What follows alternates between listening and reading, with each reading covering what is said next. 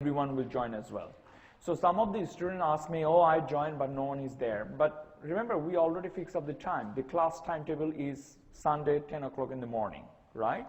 Everyone's here. The last session was there, so we joined. We discussed about the practice question. So make sure that it's just like a virtual classroom. If you join, you can come anytime this classroom, but you have to come on the scheduled time, right? To get me. Now, that's the one thing. Now, if you want to access to the recorded session, then you can see there's a button there. It's called a menu. Click the menu, and you'll find there it's called a recording, right? So if you click the recording, this is our first recording, which is the duration is almost exactly 1 hour and 30 minutes. So where you'll find that we discuss about the Blackboard sessions and about the practice question of the week 1, where we discuss about the concavity, convexity, some of the problems that we put, right? So you can click it here, and you can go straight away to the session, right? And you see it is already there, it's loading, but sometimes they will ask you that, oh, we can't access it, but make sure in that case your browser setup, especially you need to allow a pop-up, right? So make sure you set up browser setup accordingly. So this was the session that we did in last Sunday. Hi everyone, this is our... So you can see that I'm talking here, and so I'm drawing a picture there and also solving the problem. You can see that. So it's all discussion is there, and more importantly, you can also download that basically thing, means to produce right? that So these are amount the of students who tomatoes, actually that is joined. this, And, you are giving up that infinite amounts of flowers. So you can see that I'm drawing a Right? picture, solving If you're the giving problem, up so I that don't want to much go of through flowers- that thing. And if I understand it correctly, there's also a download button somewhere. I don't know where it is. You can download it to your portable device, and you can listen as much as you can, whatever time you can, right? So any question regarding that? Now that it is recorded, I think everyone knows how to get that thing. So I'll just show you how to get a cloud session on Sunday.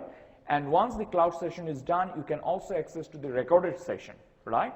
So every cloud session will be recorded, and the automated service, it will be automatically uploaded on the Cloud Deakin, right? So you know what to get it. If you don't attend, you can always get the recorded session. Any question regarding that? No? So then we can go to the today's lecture class. I thought it would be a good thing to show you how to get an access, right? So we don't need it anymore. We go to our session. So last time, actually last week, we did cover the law of demand, demand curve, and demand schedule. We also covered the movement versus shifting. We also covered the supply curve, then we talk about the comparative market, and finally we give an example of the hairband and the pencil, which one is more elastic, right? So today I'm going through a little bit more about how to calculate the elasticity, what are the application of the elasticity, and so on, right? So let me say what we have so far. So first, you need to know how to calculate the elasticity, right? So we also gone through the demand equation. Remember, demand equation, supply equation, solving this. So that's not a problem. So we need to talk about the elasticity, especially this formula, right? We need to talk about these things. There's a little bit example, this thing, and then cross price elasticity, total revenue test, and that's it, right? Okay. I just want to make sure what we are covering. Let's go back to DocCam.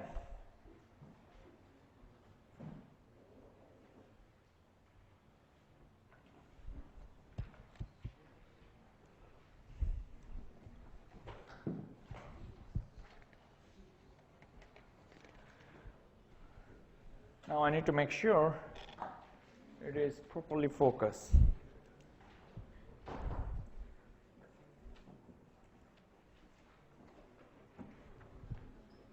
Can you see anything?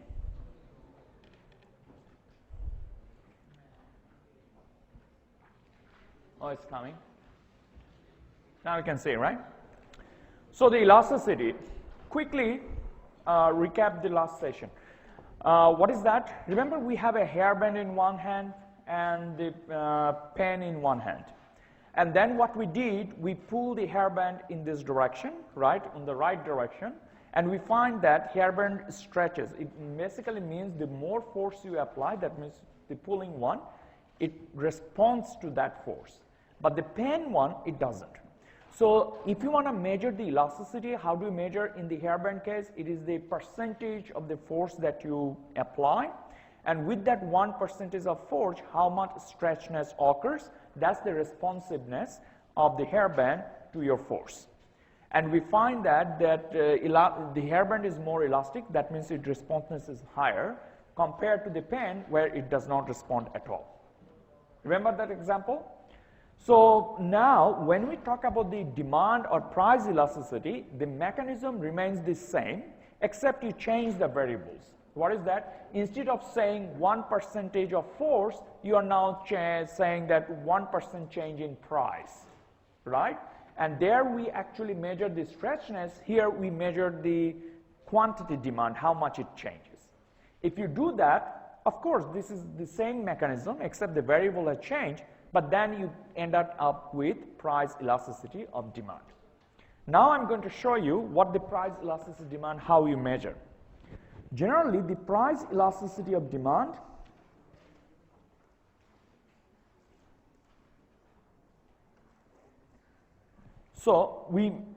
this is the Greek letter eta. You can choose any other symbol, right? So the price elasticity of demand basically tells you change in quantity over quantity, percentage change, of course there will be percentage, over change in price over price, and that will be percentage. Sorry? Okay. So probably this light actually makes it that thing, right? How do I make this light off? No? Oh. How about the camera now? Is it okay? Much better?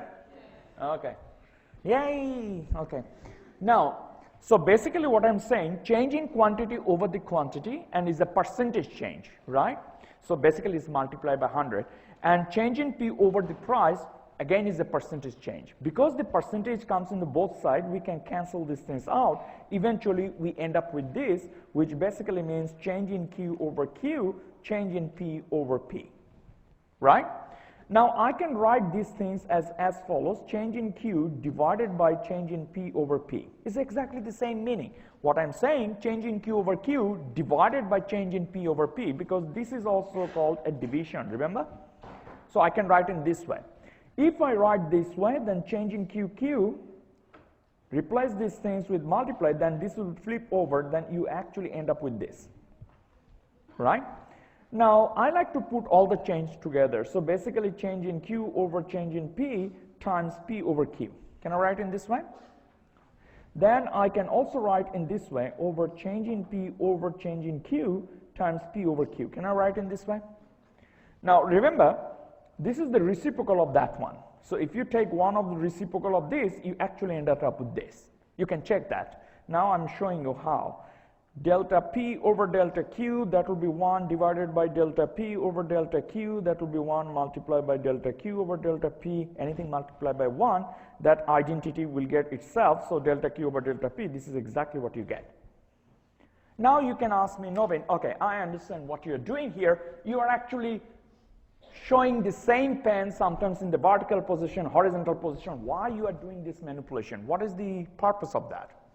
The reason I'm doing it, because we are familiar with this. What is that? Let's go back on the last week lecture class. Remember, here we're showing the price, here we're showing the quantity, and this is our demand curve, remember? So if this is our demand curve, now you can see? Okay. If this is our demand curve, then what does that mean? This will actually capture the vertical distance, which is nothing but change in prices, which is basically your vertical run, and this is your change in quantity, which is basically your horizontal run. Remember that? So if I want to know what will be the slope of this demand curve, that actually tells you change in P over change in Q. Vertical run over the horizontal run. Now look at this. This is exactly the same expression you get it here. So now I can write this expression 1 over slope times P over Q. Can I write in this way? So that basically means when you have an elasticity, elasticity actually depends on the slope of the demand curve times the price and quantity ratio. That's the elasticity. Is that clear? Now, what is the elasticity? It basically tells you if you increase price or change price by 1%, how much quantity will respond. That means how much quantity will change in terms of percentage. That will be the price elasticity of demand. So when I put this formula, eventually it gives me this, which is exactly the same thing. What it says, your elasticity of formula is the reciprocal of the slope value of the demand curve times the price over quantity ratio. Clear? Still a bit confused, right? Okay, where are you going with this? Sometimes visualization is much better than this mathematics, right? So let's do the visualization. Forget about this part. Before that, look at this. Suppose my price and quantity doesn't change. Now, price can change, quantity can change, but what I'm saying that ratio, the value of the ratio will not change. So what does that mean? It basically means if I say 10 over 2, right, and I say 20 over 4 is the same ratio, right? So look at this, my price is here, quantity is here, they are changing, but my ratio value remains the same, which is 5. Do you agree? So I'm assuming the value of the ratio doesn't change. If that's the case, then what is the relationship between the elasticity and the slope? So basically, if the slope value goes up, your elasticity goes down, right? Yes, it's called a, not inverse, it's called a reciprocal, right? There's a difference between inverse and reciprocal. When you say inverse, you need to make sure the function exists, then is a one-to-one, on-to-one, a lot of things will come up. But I will say reciprocal. That will be exactly the same that you are saying. Anyway, so basically what it means, suppose this one remain constant, if the slope goes up, your elasticity goes down. Clear? So I'm going to write it down. So what does that mean? If my slope value goes up, the elasticity of demand goes down, and if my slope value goes down, then my elasticity value goes up, right? This is coming from this mathematical expression. It still is not clear because, as I said, I don't like maths. I'll go with the graph. Let's see what it means. Okay, suppose I have two demand curves. One demand curve is this. Let's call this demand curve is D1. Now, those who missed the last week lecture class, demand curve basically shows you the negative relationship between price and quantity. So what does that mean? It is basically, they call it law of demand. If the price goes up, the quantity demand goes down. So if you show price here and quantity here, then always remember the demand curve tells you if the price goes up, your quantity demand goes down and vice versa, right? So, and any negative relationship you want to show that, it has to be a downward sloping. Is that clear? Now suppose I got another demand curve. This time, this demand curve is D1 and I call it D2. Which demand curve is flatter, D1 or D2? D2, right? So I'll call it, okay, D2 is my flatter demand curve, and D1 is the steeper. Am I right? Is that clear? Now I will do a simple thing. What is that? Suppose this is my choke price. You already know from the demand equation what the choke price means. Once the price hit that threshold, your demand will be ceased to zero, right? So that basically means there exists a price where no one can afford. And this comes simply from the fact we have a scarcity problem, right? Now suppose this is my choke price. At choke price, look at this, both demand curve tells you your quantity demand is zero. Is that clear? Now suppose I change a price a little bit, I drop the price from P bar to P1 and see which demand curve actually responds a lot. So if I go for D1 with the same price, D1 tells you that your quantity will be Q1. Am I right? Now with this change in the same price, how much D2 tells you? Your quantity demand will be Q2.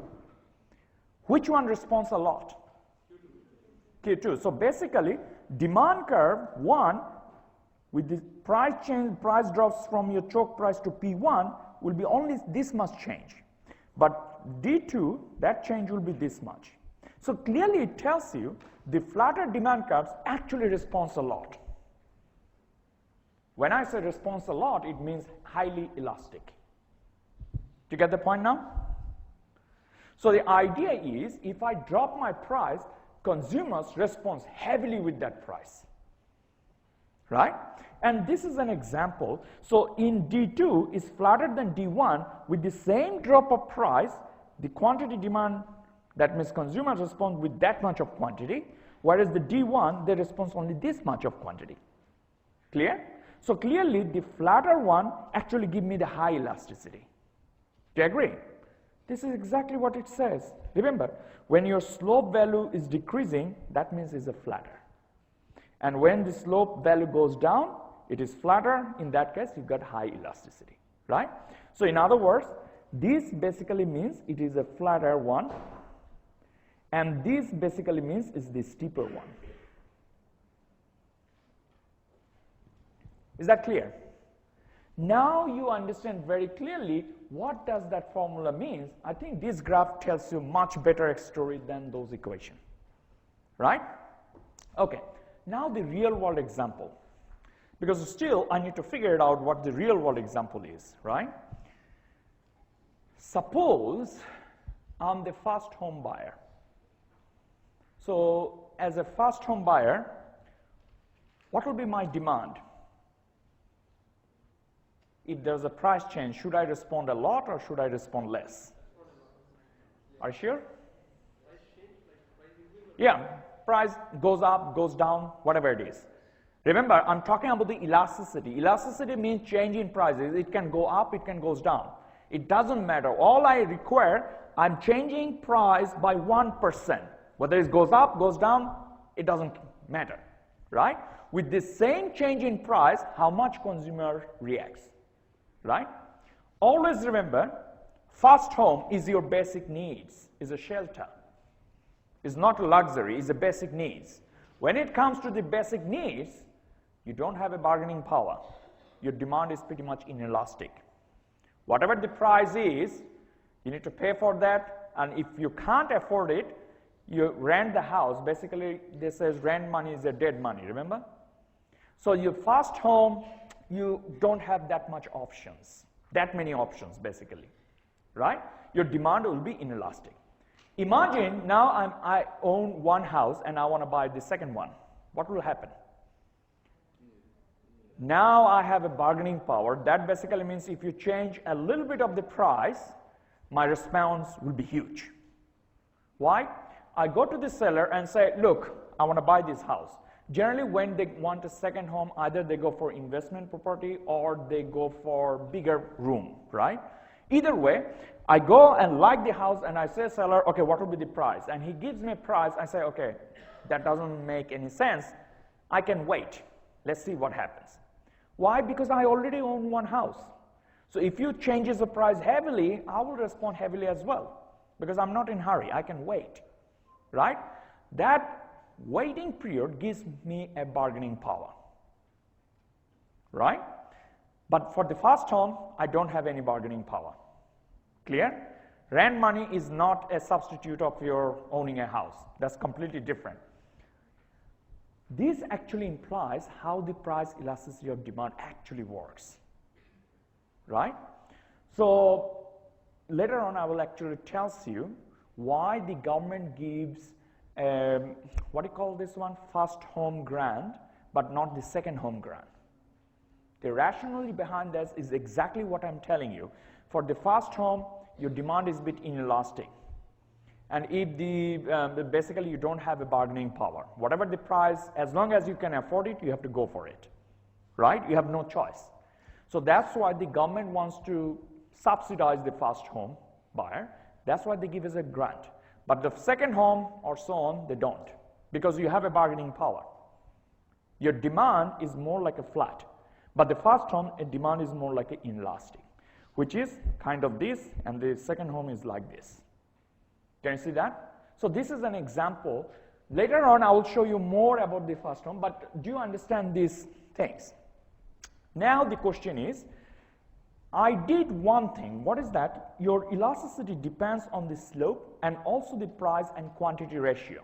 Ratio of price over quantity. When I did this, I make an assumptions. What assumptions do I make? I keep the ratio constant, remember? And then I change the slope and look at this one. But in real world, it is quite possible that this ratio can also change, right? Now I put a restricted assumption just to understand this graph.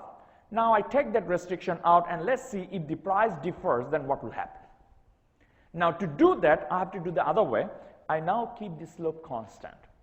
One way to keep the slope constant is if you assume your demand curve is downward sloping and is a straight line. Because a straight line always gives you constant slope. We covered that thing in week 1, right? Now I'll see what happens to the price and quantity. I'm not going through the math, but I'm going to use my primary school math, and let's see what the primary school math tells you.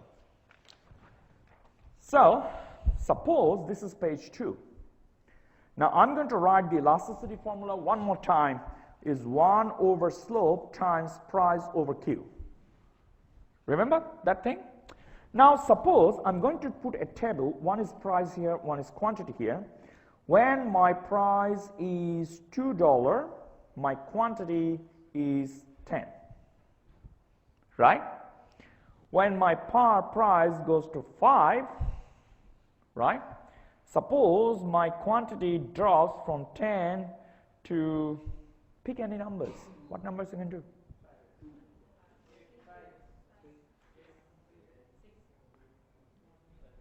8. Hey, I just choose 8, but you can choose any numbers, right? When they give you this table, the first thing you look at, what is the relationship between price and quantity? I can see that if my price increases from 2 to 5, my quantity demand actually drops from 10 to 8. Can you see that? That immediately tells me the price and quantity, they have a negative relationship. If that's the case, then this is a law of demand, no doubt about it. So in the exam, if they give you the table, price and quantity, the first thing, look at the table and look whether you can find out some relationship between price and quantity. Sometimes they can trick you. They give you price and quantity, and basically that tells you if the price goes up, the quantity goes up. Basically, they give you the supply curve, right? So here, clearly I can see that if my price drops from 2 to 5, my price goes up from 2 to 5, my quantity demand drops from 10 to 8. Now I'm going to draw it. Just have a look what is happening there. So here I'm showing quantity. Hey, oh, there's a hole there. Okay, so here is the showing quantity. I was scared what's happening there. Okay, so this is the price, right? And price, so this is a demand. So what it means, when my price is 5, my quantity demand is 8, right? When my price drops from 5 to 2, my quantity demand is 10. So let's call this point is A and this point is B, and this is my demand curve. Is that clear? So this is the law of demand, no doubt about it. Now I want to calculate the elasticity. The thing is, if you consider this, let's call this is the initial price and initial quantity. So what does the initial price quantity mean? Suppose initially you are at point A, right? Then price drops, as a result your quantity demand goes up. Clear? So that basically means you are moving from A to B. So let's call it the initial point. If you can't see that, just let me know, right? Because I'm not looking at my screen. Initial point is A. Then what will be the corresponding price here? That means what will be the corresponding initial price? That will be 5. And what will be the corresponding initial quantity? That will be 8, right? What will be the ratio of price of 5?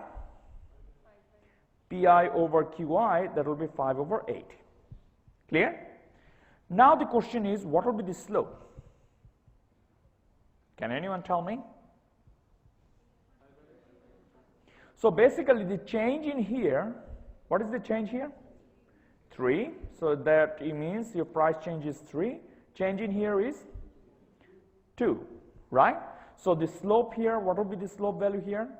Change in P, that is vertical run over the horizontal run, that will be 3 over 2. Am I right? Okay. Now tell me the elasticity at point A, that will be 1 over slope times Pi over Qi. That give you the ratio is 1 over slope is 3 over 2, right? 3 over 2 times 5 over 8. Everyone is with me? So now you can simplify that one. That will be 2 over 3 times 5 over 8. Am I right? You can simplify that thing, will be 4, right? And that will give you 5 over 12. That's the elasticity.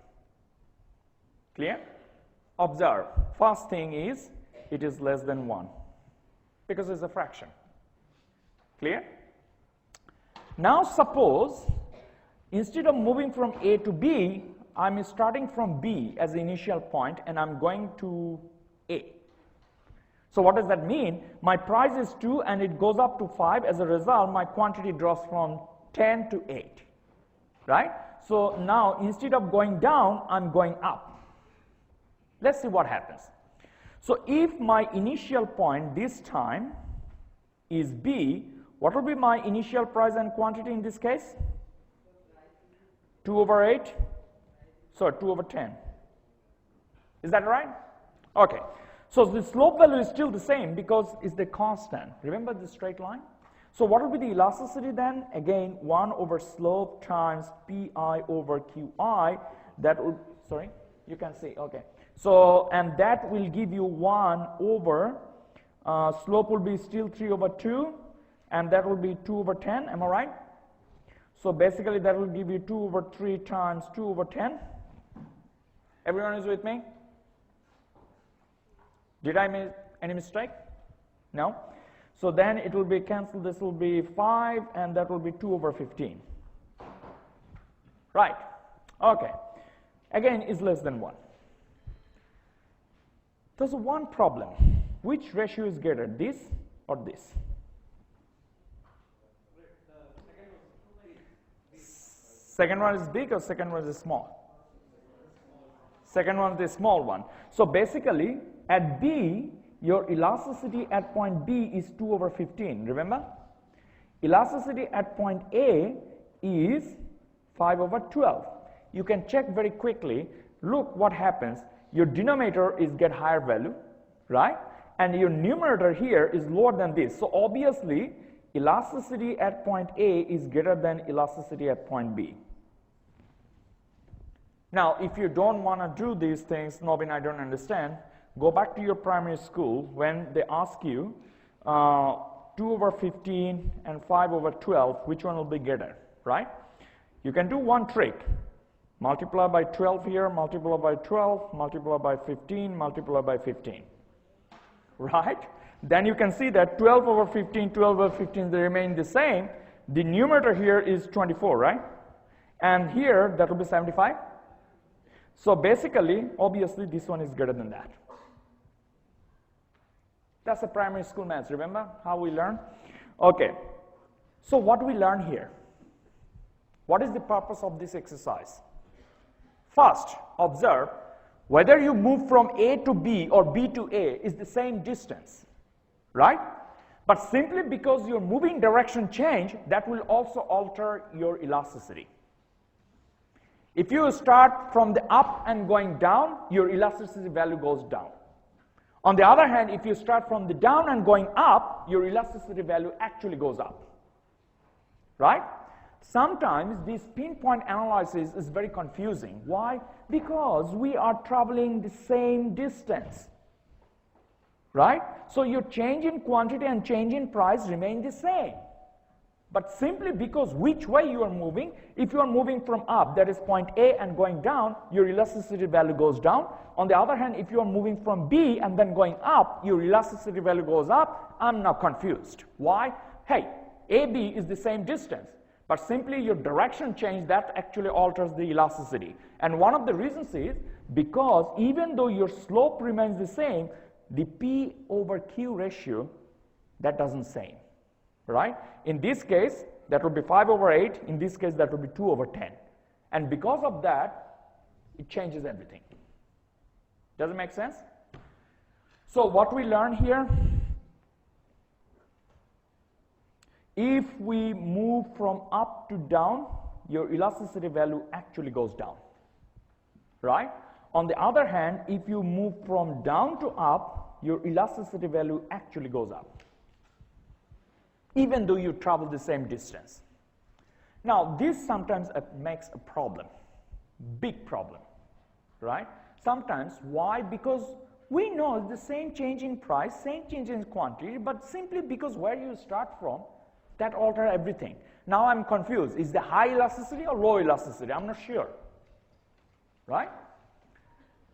Economists come up with a brilliant idea. The idea is very simple. Can we neutralize that effect?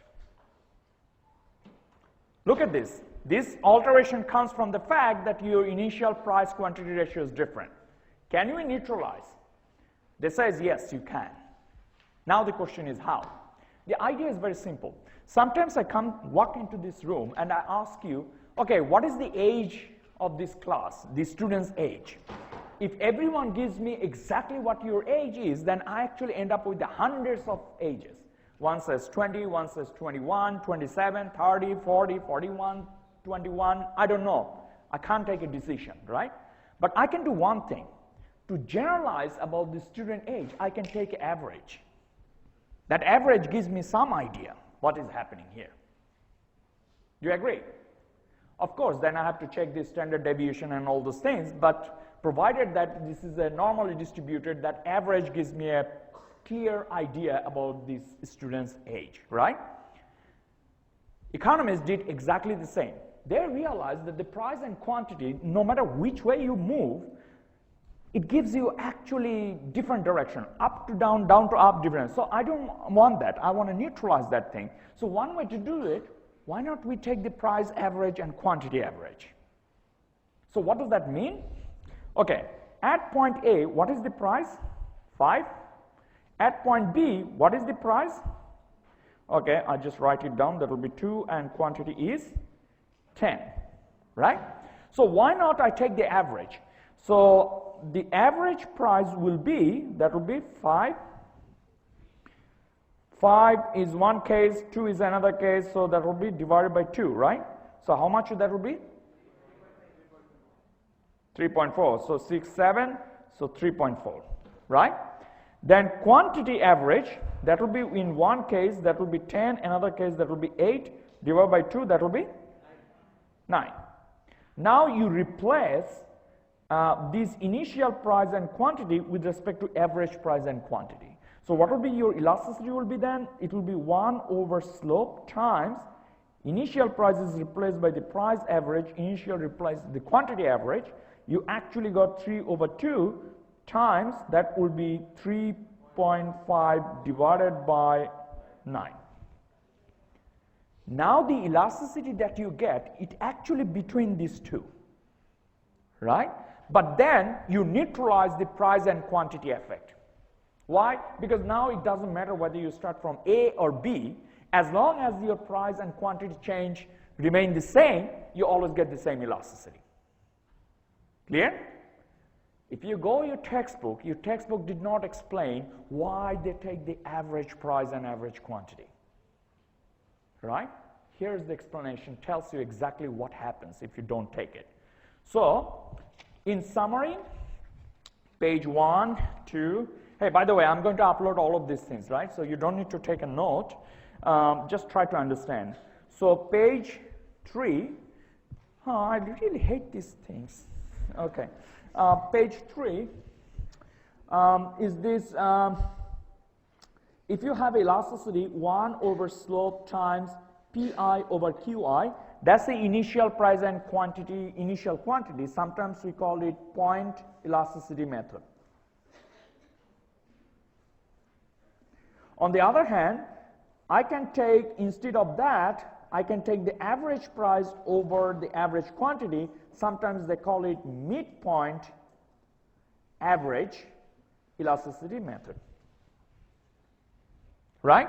Now you understand from this graph why we are taking this. Clear? So this is an explanation. In the exam, don't use both. First, look at the question, what it asks. If it asks you, find out the elasticity, right, and did not mention which one, then you just make an assumption, okay, I'm using midpoint average elasticity method.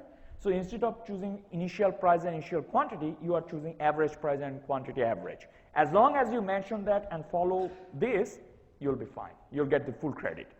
And if you don't like the average price and midpoint average method, then you can always say I'm taking point elasticity method. In that case, you use this one, right? Simply because we are neutralizing the initial price and initial quantity effect by taking the average. That's why you don't need both, you just need one, right? I'm just showing you explanation why we are doing it. So I think after that, everyone will realize, and if you forget, think about the average age example. When you take the average, it gives you the generalization. Exactly the same thing here. It doesn't matter whether I start from A or B. If I take the average, it always gives you the same elasticity. Clear? That's the reason. Any other things here? No? Okay. I really hate this. This. I don't know. Is it there before? Or someone actually made it?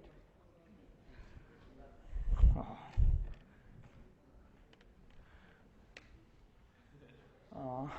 So you can keep a bundle of paper. Huh? You can keep a bundle of paper. Actually, I have a better idea. Why not I keep this? Taj Mahal? Not the Taj Mahal. Okay. Got in this way. Now it's better, right? No, actually, when I write, it might goes in the other way. So I need 2 or 3. Okay. So we finished that thing, right? This is my problem, it's not yours problem. My doctor parents think I have OSD, obsessive compulsive disorder. If something goes wrong, I feel very, very uncomfortable. Okay, anyway. Now one more thing, you need to understand what is the relationship between the total revenue and the elasticity. The best example that I give you before is the cooking salt, right? I'm a producer of cooking salt. And I realized that if my salt at the moment says at $2 per kilo, and if I cut my salt price, now those who don't understand what I'm talking about sodium chloride, right? The scientific term. And cooking salt, we always eat a little bit salt, right? But don't take too much. It might cause a blood pressure. Okay, so basically be aware of that. Now, what I'm saying here is that initially, as a producer, when there is a $2, I'm selling 1 kilo of cooking salt. My law of demand tells me if I lower the price, then what will happen? Law of demand says quantity demand goes up. So I say, okay, why not I just cut back the price from $2 to 50 cents. My price, that means quantity, do you think it will go up? It will explode? It might remain the same, that's true. Why? So basically, you can say the demand is inelastic. Even though you cut your price drastically, consumers will not respond that price heavily. The idea is very simple. When I drop my cooking salt price from $1 to 50 cents, that doesn't mean that the consumer will buy tons of cooking salt and put in their storeroom. That will never happen.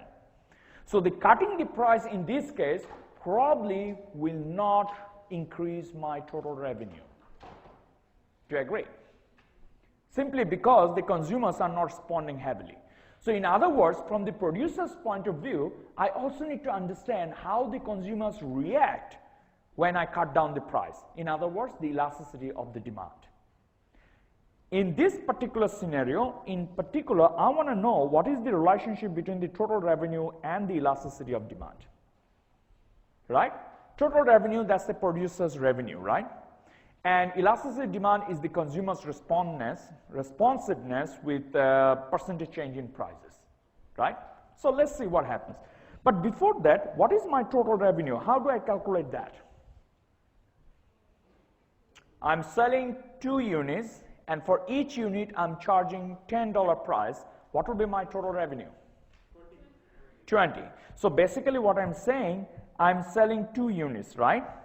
and the price per unit is $10. So how do you get the total revenue here? Price times quantity, that means 10 times 2, that will be 20. So you're right. So in other words, your total revenue is nothing but price times quantity. Agree? Okay. This will give you enough indication about the elasticity of demand. Why? Now I'm going to tell you why. How?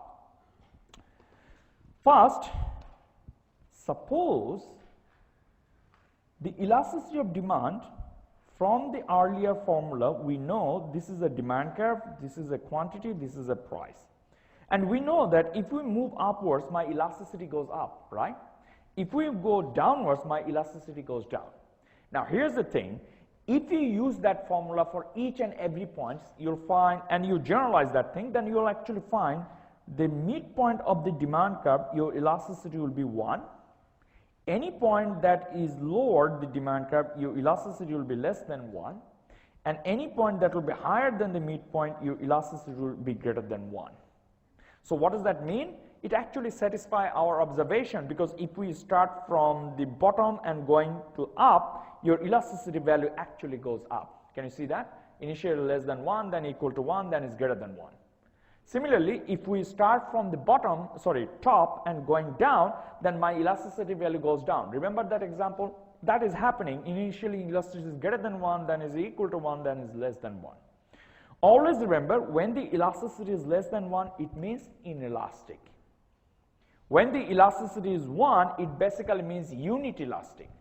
And when the elasticity is greater than 1, it means more elastic, highly elastic. Clear? Now, suppose I am here. Start from elasticity is greater than 1. So what does that imply? It implies if I drop my prices a little bit, the quantity demand go up heavily. So in other words, if the elasticity measure is greater than 1, it basically means if your price drops by 1%, your quantity demand will increase more than 1%. Clear? That's how it's coming. Now, how do I get that thing? So remember, change in Q over Q, change in price over P. That's the formula, the elasticity. Initially we start. Now imagine this drops by 1, but this actually goes up more than 1. Then obviously this ratio value will be greater than 1. Clear? So that's why it's coming from that. Now let's see, total revenue, price times quantity. So I cut down my price, that means my price is dropping by 1%. My quantity actually goes up more than 1%. What will happen to my total revenue? Goes up or goes down? Remember, total revenue is the product of price and quantity. Your price changed by 1, but your quantity actually goes up more than 1. So whatever the price is changing, quantity not only offsets that, but it also increases more, which means your Q effect is dominant, therefore your total revenue will also go up. Clear? Do you understand this bit? So again, I'm going through one more time. So I'm considering this case when elasticity is greater than 1. So what does that mean? If I changes price by 1, my quantity demand will change more than 1. And that will be enough information, because my total revenue is a product of price and quantity. So if my price drops by 1%, my quantity increases more than 1%. Since my quantity effect is dominant over the price effect, so that will also increase the total revenue. Clear? So what we will find that when the elasticity is greater than 1, you cut down the price, your total revenue will go up. Clear? Now suppose the opposite, elasticity is less than 1. What will happen? Again, total revenue is price times quantity, but this time when your price drop by 1%, your quantity goes up but less than 1%. What does that mean? Which effect will be dominant? Price or quantity? Price. So because price is going down, it will pull down your price, total revenue as well. Clear? So what does that mean? When the demand is highly elastic, you cut down your price, that will increase your total revenue. But when the demand is inelastic and you cut down your price, that will actually reduce your total revenue. So in the cooking salt, the demand is inelastic. So when I cut down the price, you already know that will not give me a heavy result. This is exactly what it is talking about.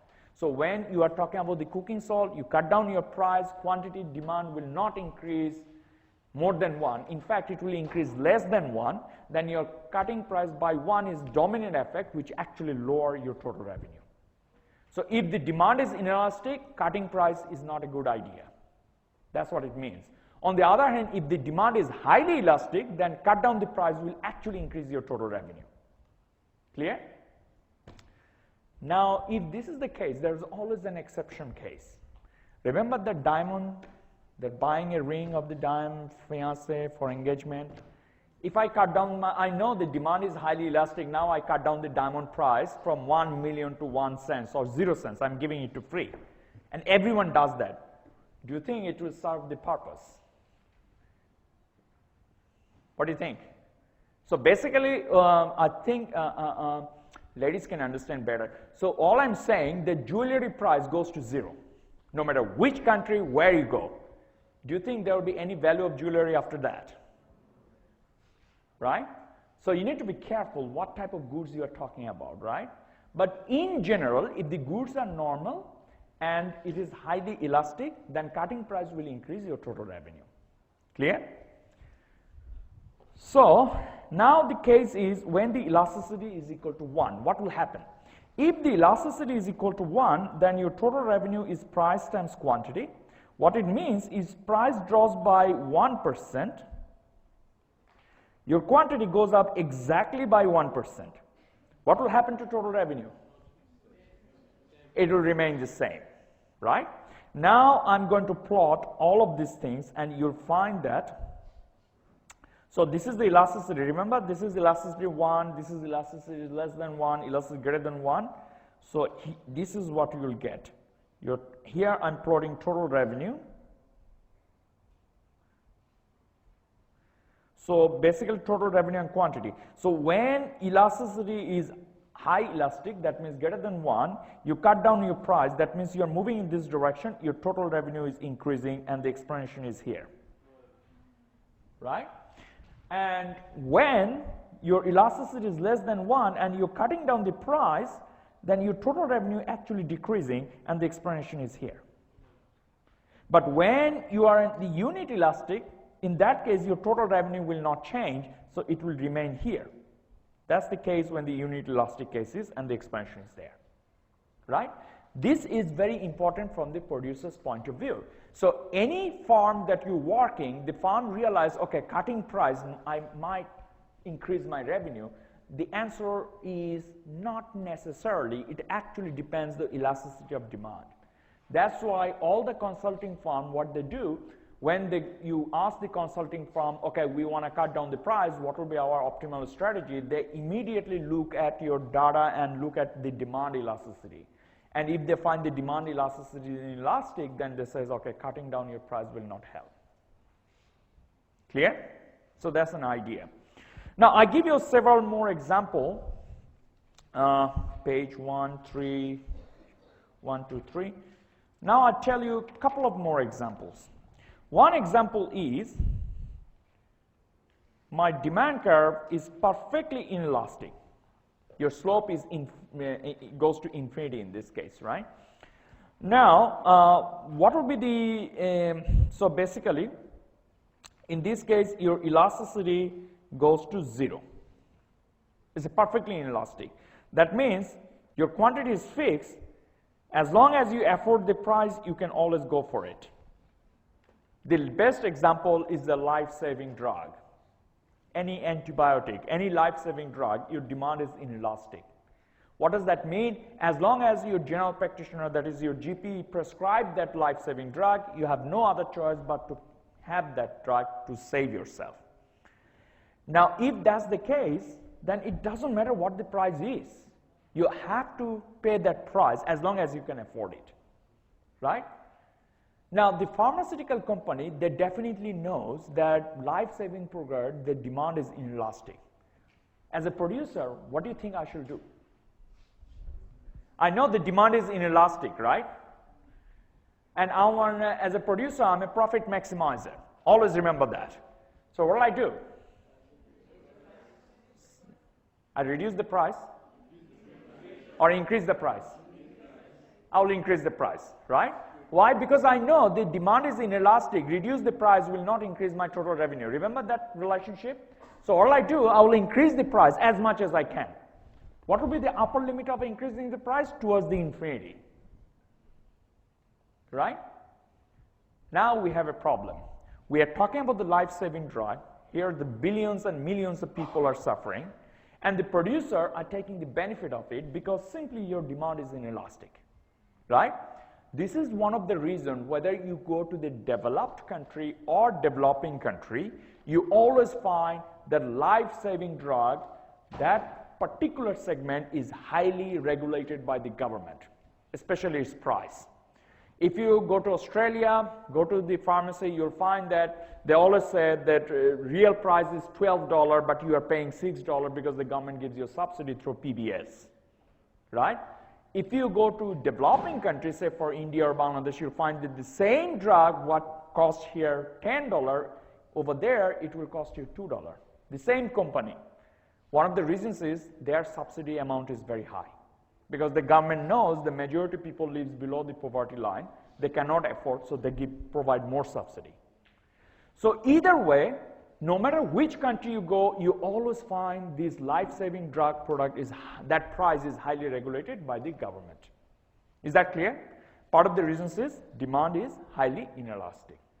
The same reason the government also gives you a fast home grant. Why? Because the fast home buyer, again, demand is completely inelastic. Now, the supplier, the seller, they can shift the whole capital tax burden to consumer. They have no other choice but has to pay it.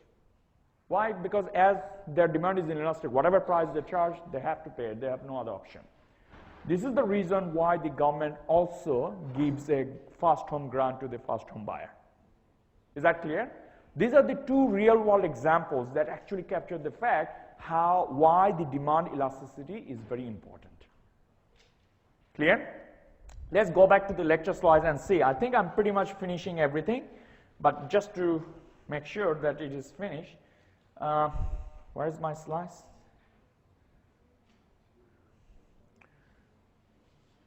Bear with me. Full screen. Okay. So, price elasticity demand, that's the definition, that's the thing. Can you see that 1 over slope price average over the quantity average?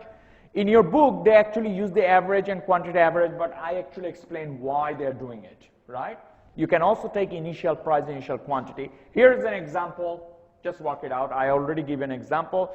Elasticity is greater than 1, equal to 1, less than 1, I already explained that. I also explained what the elasticity is 0. I did not explain what the elasticity is infinity.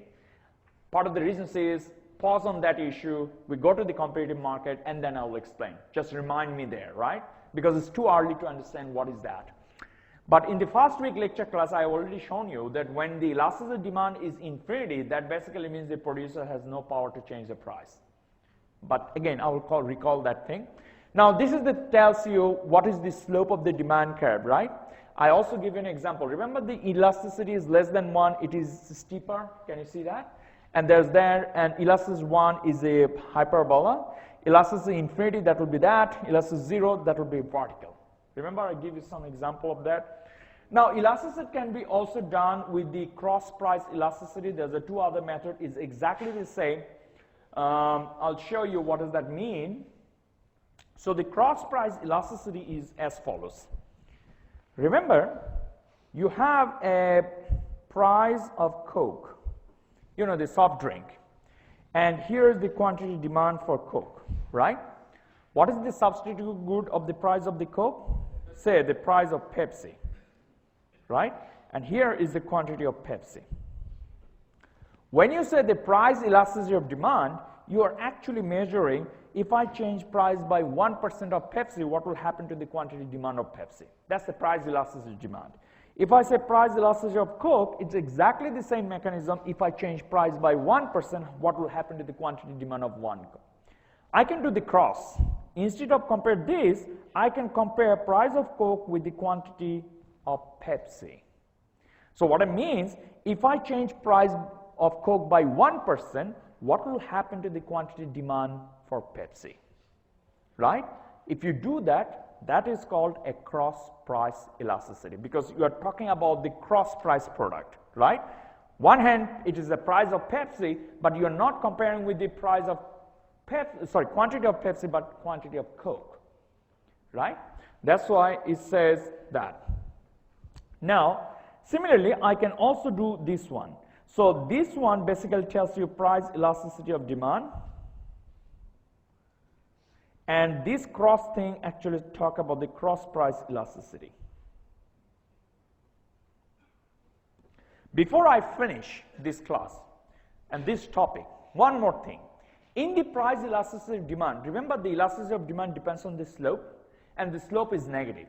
So you always end up with the price elasticity of demand negative, right? That means when you compare this and this, your elasticity measure always gives you negative. Simply, it is coming from the law of demand.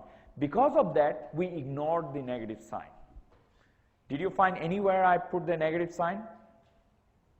When I show you the elasticity measure, I simply ignore it because I know that negative sign does not tell you any additional information other than law of demand.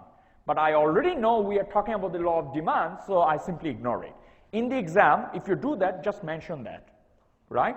So we are talking about the law of demand, so we are ignoring the negative sign, it will be fine, right?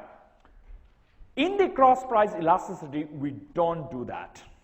Why? Because the negative sign gives me some additional information. Now I tell you what. Suppose Pepsi price is the same, but the Coke price actually goes up. What will happen to the quantity demand for Pepsi? It will increase. So basically what I'm showing here, if the Coke price goes up, provided that then the quantity for Pepsi, that will also goes up, right? And in this case, your elasticity, that will give you the positive sign. Can you see now? Okay. So if the price of Coke and price of Pepsi, quantity of Pepsi. So if the price of Coke goes up, the quantity demand for Pepsi also goes up. Clearly, they have a positive relationship, and that's why elasticity measure is positive, right? Now think about another way. This time, I'm talking about the price of petrol. Now, price of petrol goes up. What will happen to the quantity demand of large car? That will goes up or goes down? Goes down, because large car consumes more petrol, so it will be more expensive, so you demand less car. The best example is during the 2007 and 2006 in Australia, when there's a price hiking, then the large size car like Holden, Commodore, Mitsubishi 380, they shut down their factory because the demand is almost zero, right? And they says, okay, we are shifting up the whole production site somewhere else because no one is buying it, right? So in this case, you'll find that your elasticity is negative. Clear? Now, always remember, when the cross price elasticity give you positive, it means that goods are substitute goods. Here, Pepsi and Coke, we already know they are substitute goods. When the cross price elasticity is negative, that basically means the goods are complementary goods. So what is the complementary goods? To perform a task, you need both. So if you want to drive a large car, you need more petrol. You need both, right? Without one, you can't make this one. Does it make sense?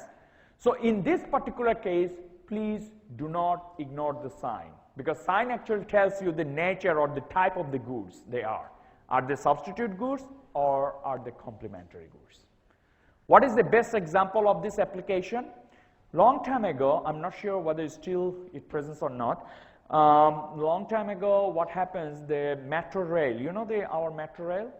So they actually make something. It says that from 6:30 to 7, that is off-peak hour in the morning, if you travel, it is free. Do you know that? That happens 3 or 4 years back.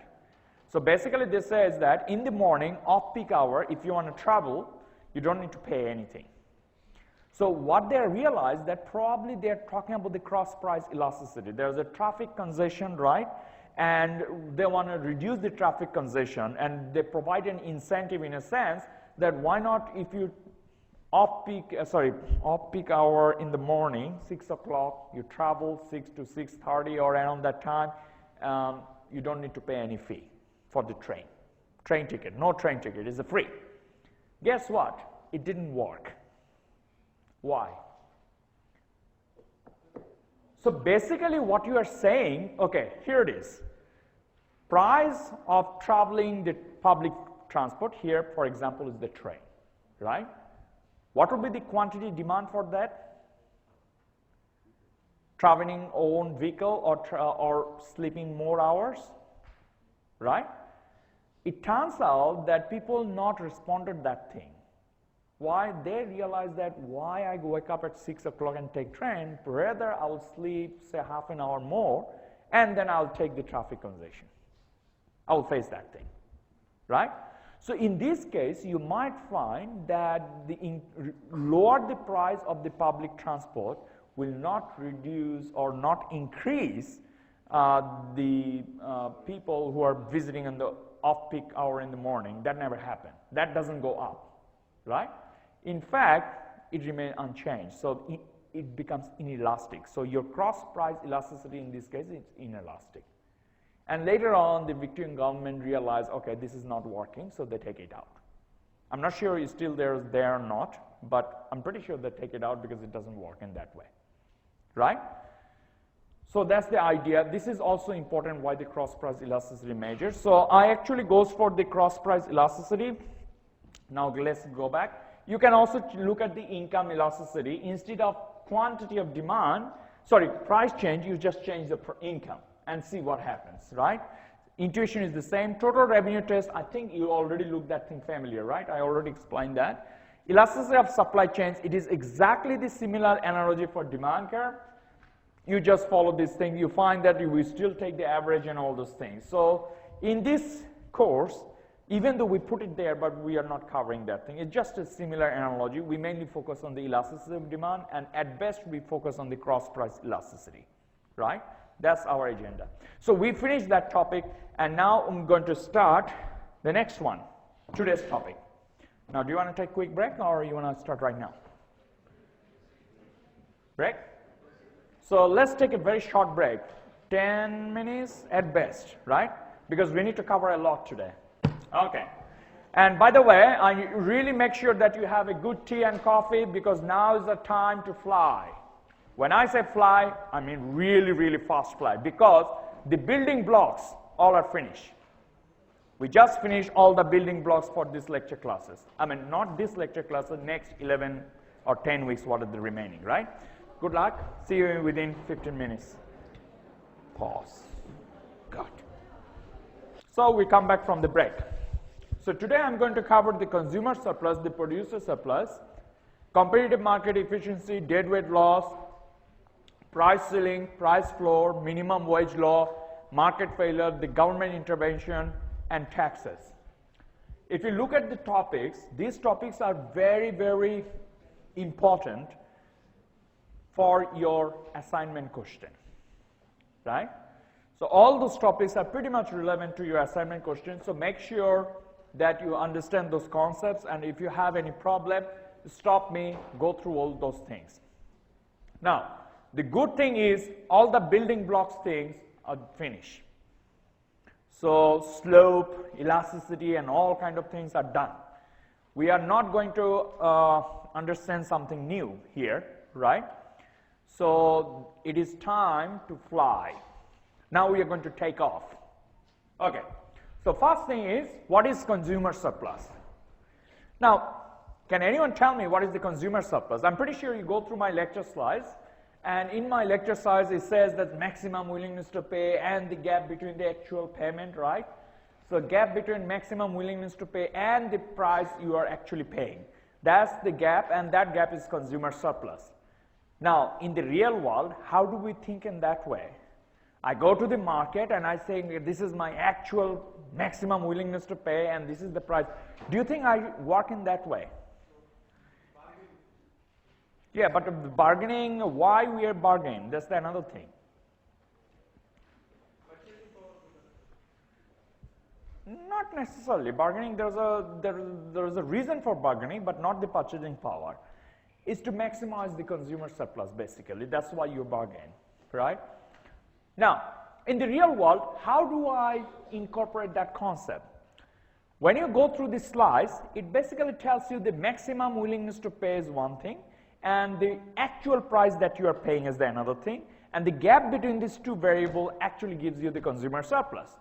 But in the real world, we don't behave or thinking that way, right? In the real world, it's very different. But I give you an example that eventually clicks how we think.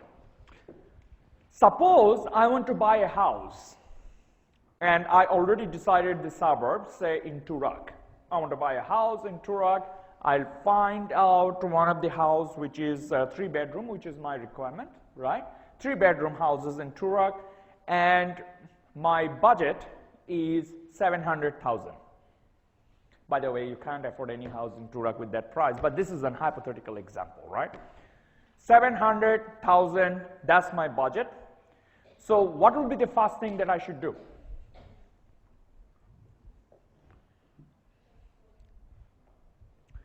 I choose the suburb, I talk about my requirement, 3-bedroom house, everything is there, right? Then the real estate agent I contact and say, yes, there's a one house there, 3-bedroom in Turak. Now he gives me the address and everything. What should I do first? Sorry? Inspect the house. That is an excellent answer. Why I'm going to inspect?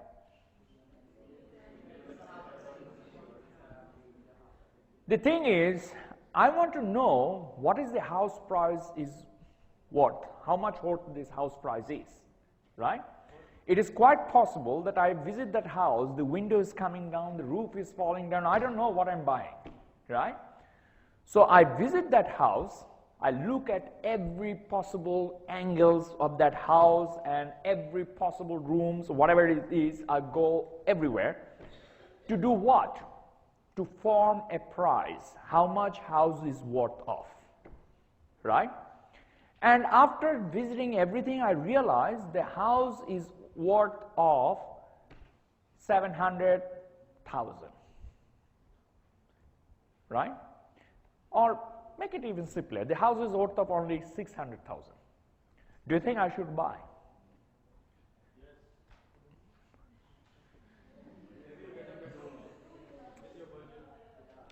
What is my budget? 700,000. And the real estate agent, he actually asked $1 million for that house. After visiting that house, now I put a more concrete example. After visiting the house, I realized that the roof is coming out, the door is falling out, I have to do a lot of renovation work. So I form a price in my mind, and I think the house is worth of only 600,000. My budget is 700,000, asking price is 1 million. What should I do? Sorry? The simple answer, I'm not going to buy the house. Why? Because my reservation price is 700,000. Right? No, not 700,000. Here's the mistake that you make. That's your budget, but what is your reservation price? 600,000, because that's the price you form in your mind. So when you visit the house, you realize that you have to do a lot of renovation, and the maximum you can pay for this house, or this house is worth of 600,000, that's your maximum willingness to pay, right? How much this seller is charging or asking? 1 million. Clearly, that asking price is higher than my reservation price, so I'm not going to buy. Why? Because my cost is much higher than the benefit. Very simple. Now suppose I say to this guy, look, my offer is, I'm going to say 550, say for example, right? And then this realtor or real estate agent tells me, oh, it is in your dream. I say, okay, bye-bye, tata, I'm not in rush. After 2 weeks, this guy comes and knock my door and says, look, this house is still available, are you interested? What will I do now?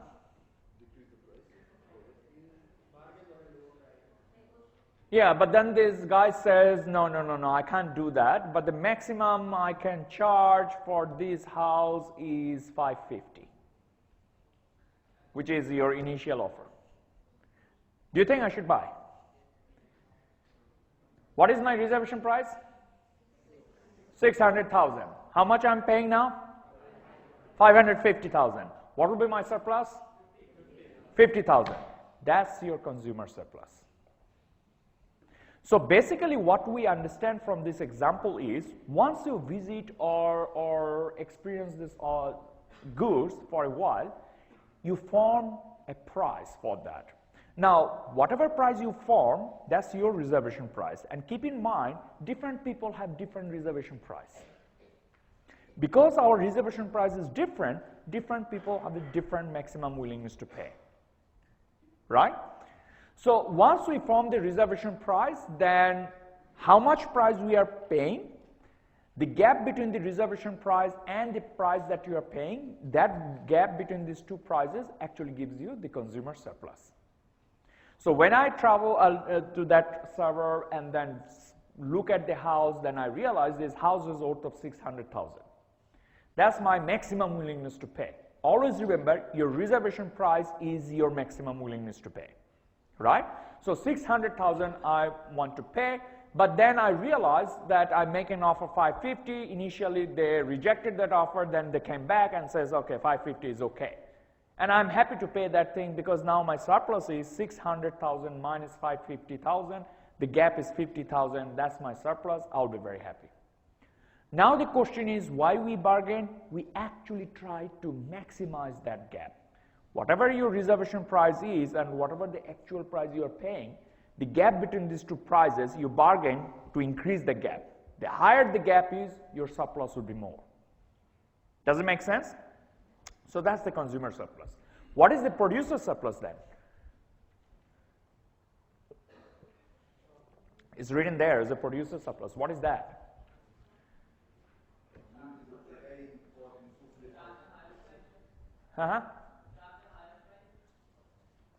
How does charging a higher price will give me a surplus? Think in a very simple way. The producer surplus, the moment someone tells about the producer surplus, always remember it is nothing but the profit of a producer. Forget about the cost, profit. Does it make sense? I'm going to show you how these things comes on your cost. Of course, you need a cost to calculate the profit, right? Okay, so now on, remember, consumer surplus is nothing but the gap between your reservation price and the actual price that you are paying. That's your consumer surplus. And producer surplus is nothing but the profit, right? Now I'm going to show you with the DocCam, what does that mean? So I need to maintain the serial, right? Page 1, 2, 3, 4. You remember that, right? 4, 5. Okay. So the first thing is first, I'm talking about consumer surplus. How do I measure the consumer surplus? Which curve should give me the consumer surplus? Demand curve or supply curve? Demand curve. Always remember, demand curve reveals the consumer's behavior. So if you want to calculate the consumer surplus, the first thing you need to do, you need to find out what is their preferences. That actually dictates you to look for a demand curve, right? So demand curve represents the consumer's preference, and when you calculate the consumer surplus, the first thing you need to do is to calculate the consumer surplus. Yes, demand curve, right? Now, suppose this is quantity, this is price, and this is our familiar demand curve, right? Now, think about this way. If I want quantity 1, what will be my reservation price? That will be the corresponding point of the demand curve, and this will be the point which actually tells me the reservation price. For this quantity 1, my maximum price that I want to pay is P1. Clear? Similarly, if I want to consume 2 units of goods, what will be my maximum price or reservation price or the maximum willingness to pay? That will be this, and that will be P2.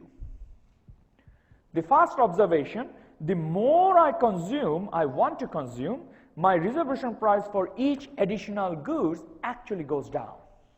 Can you see that? Now always remember, this demand curve is also nothing but your marginal benefit curve. And what does that mean? If I increase more and more of one goods, my additional benefit from that good actually goes down. The best example is as follows. I come to this class after 1 week of starvation and I want to take this lecture class. Do you think I'm able to do that? Look at my size. I love to eat, right?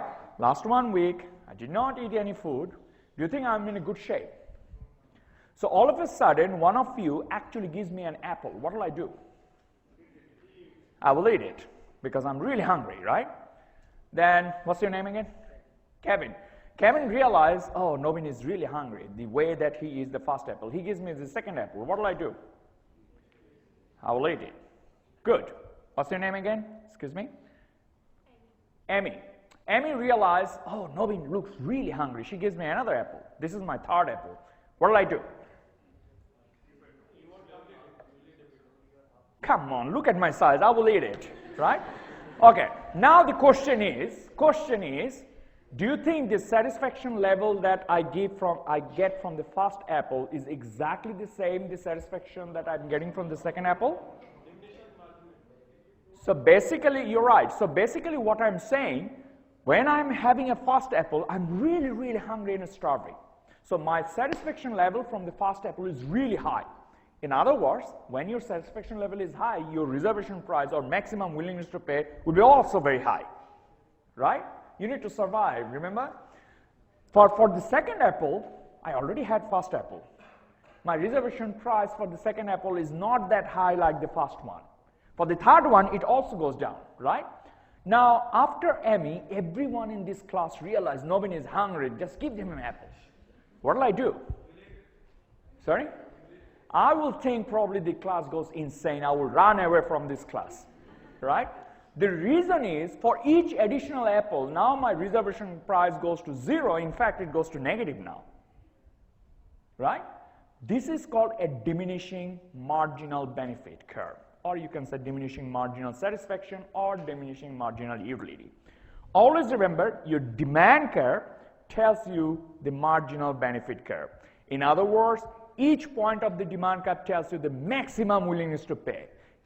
It also means when I consume quantity 1, my maximum willingness to pay is P1 because that is the maximum satisfaction I can get. Clear? So that's my reservation price. From 1 to 2, as I increase my quantity, you can see that my price goes dropping, right? So that basically means the more you get, the less you desire because now the diminishing return takes place. Another example of the diminishing return is as follows. In the real life, I've been married for 20 years. Every time my wife wakes up, look at me. What do you think the diminishing return of looking at my face? That will go down drastically, right? You might laugh that thing, but the marriage counselor knows that thing. So when the marriage starts scrambling, the first thing they say is take a break, take a holiday. Why? Now we go back to our example and see what happens. Suppose I have 2 apples and all of you realize, hey, diminishing return will take place, so stop. Don't give any apple. Next day I came, you give me 1 apple, then you stop. The third day I came, you get another apple, then you stop. What are you doing now? Basically, you change the time period now. If you do keep continuing that way, then what will happen? The diminishing return will not take place. Every time you give an apple in 1 day, I will eat it. Does it make sense? So that's why the marriage counselor says, okay, take a break, take a holiday, go somewhere else first. One of the reasons is they're trying to break that diminishing return. Does it make sense? So this has a very powerful implication, not only in economics, but also in psychology and also in other disciplines as well.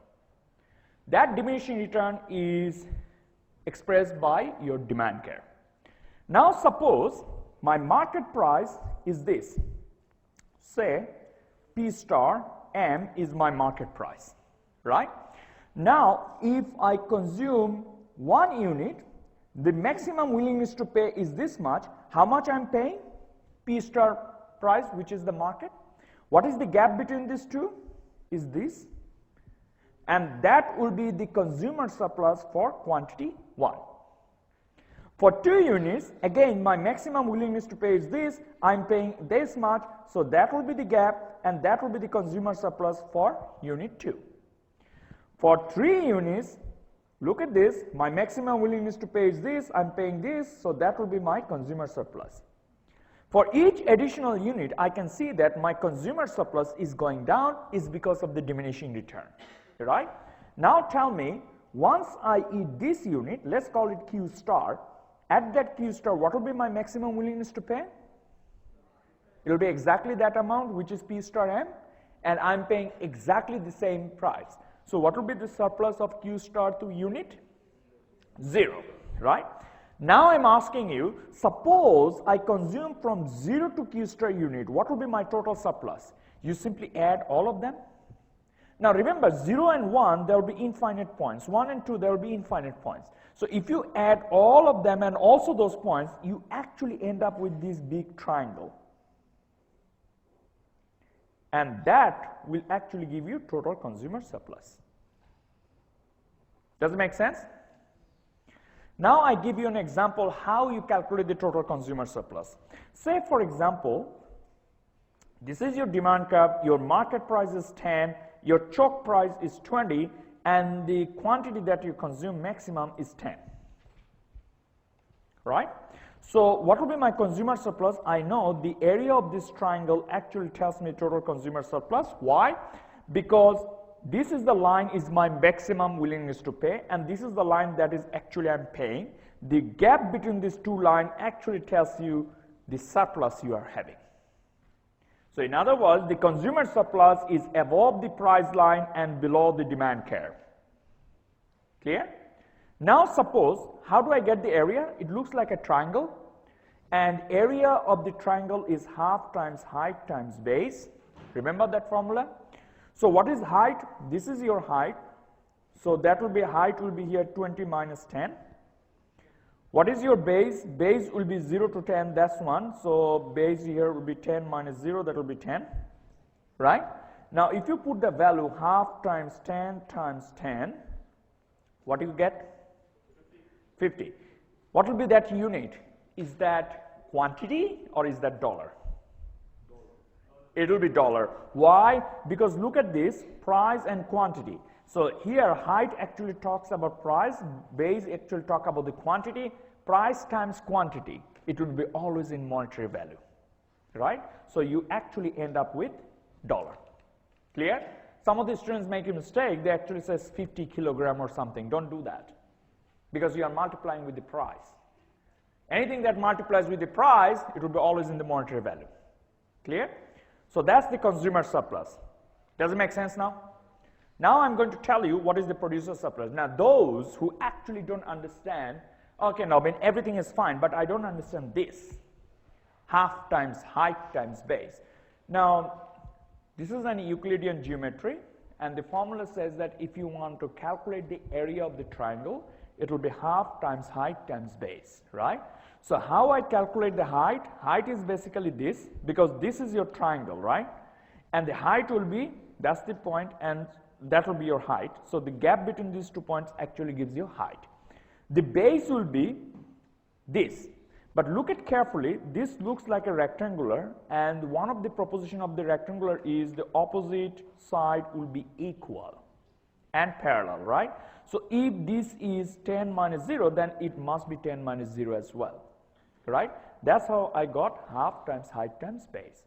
Now for that you can go back to your primary school maths. I think it's a year 6. You'll find that thing. And if you have any problem, ask a question to our math tutor Marv. She will explain you. Right? You know the Marv discussion folder. She's our math tutor. If you have any problem, let her put the question. She will explain that thing. Right? Now the producer surplus. Remember, when I say producer surplus, this is nothing but your profit. I already explained that, right? Now, to do that, which curve we need, demand or supply? Supply, because supply curve actually explains the producer's behavior. And what is the producer behavior? If the price goes up, they will sell more because they want to make more money.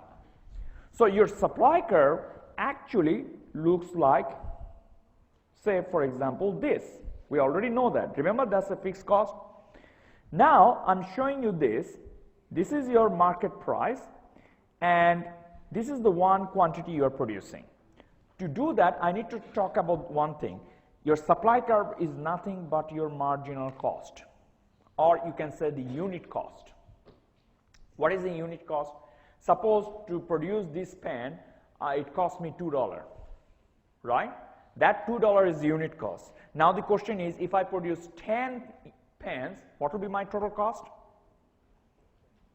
10 times 2, that will be 20, right?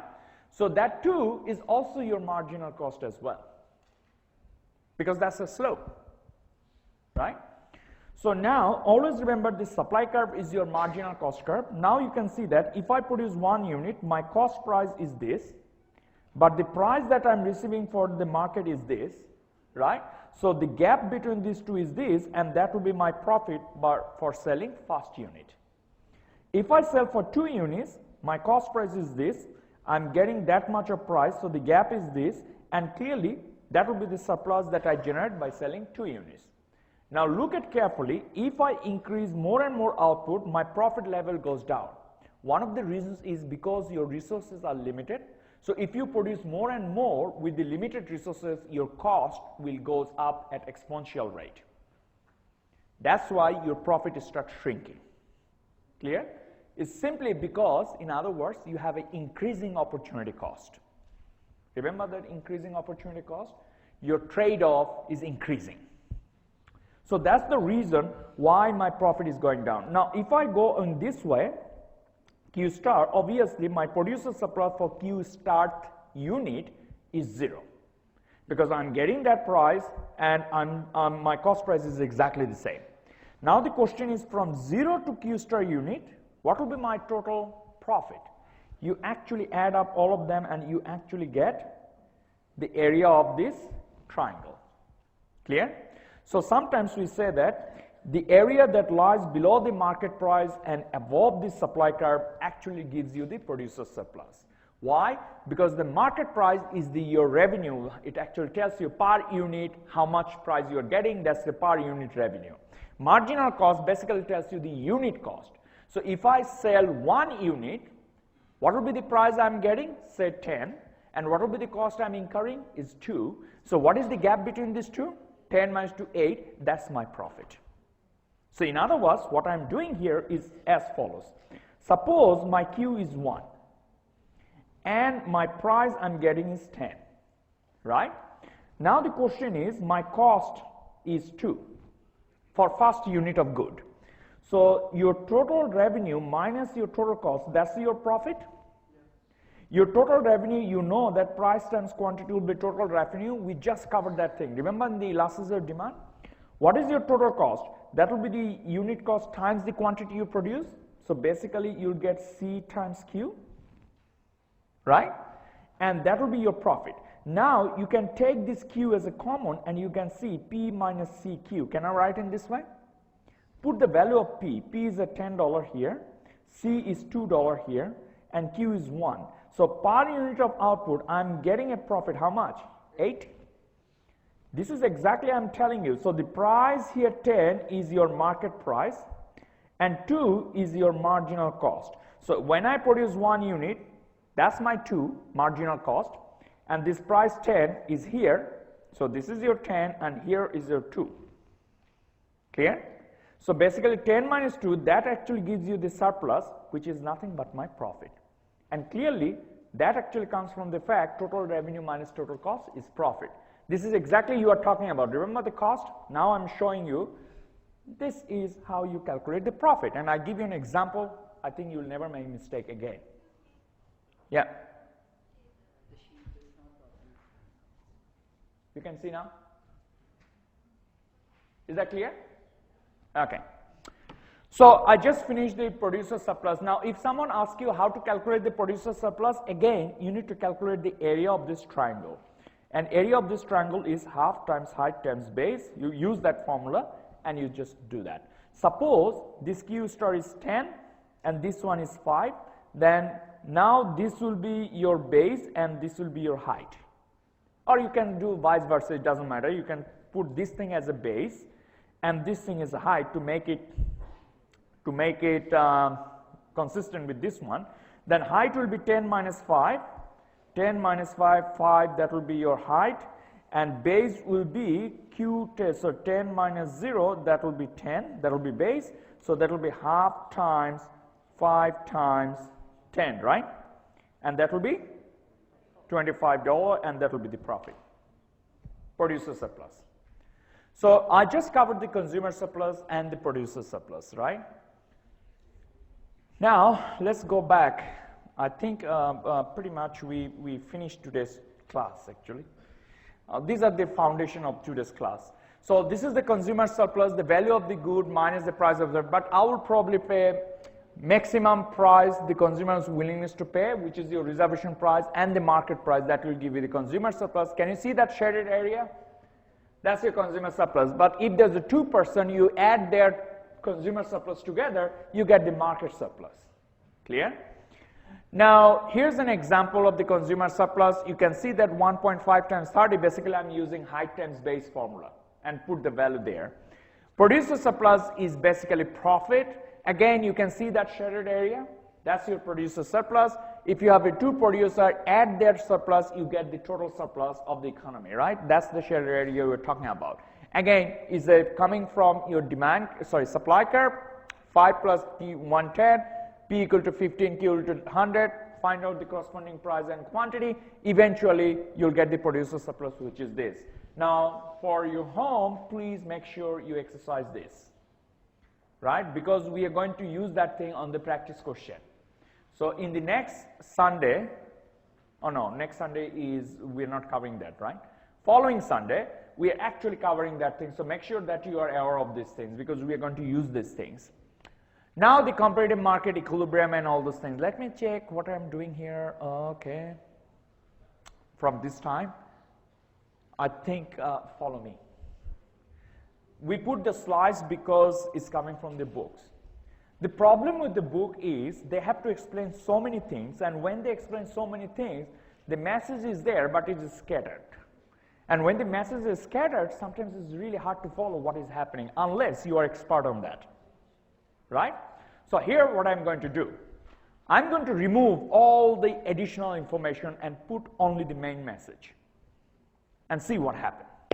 To do that, I'm going to do a couple of things. One, I develop the proposition. When I say proposition, it basically means the statement I'm making, and every time I give you a proposition, I'm going to prove it as well, right? Now, what is the benefit of this proposition? As long as you remember those propositions, no matter what type of question comes in the final exam or what type of question anyone asks, right? You'll never make a mistake as long as you remember those propositions. It will guide you on the right direction. That's the beauty of the proposition.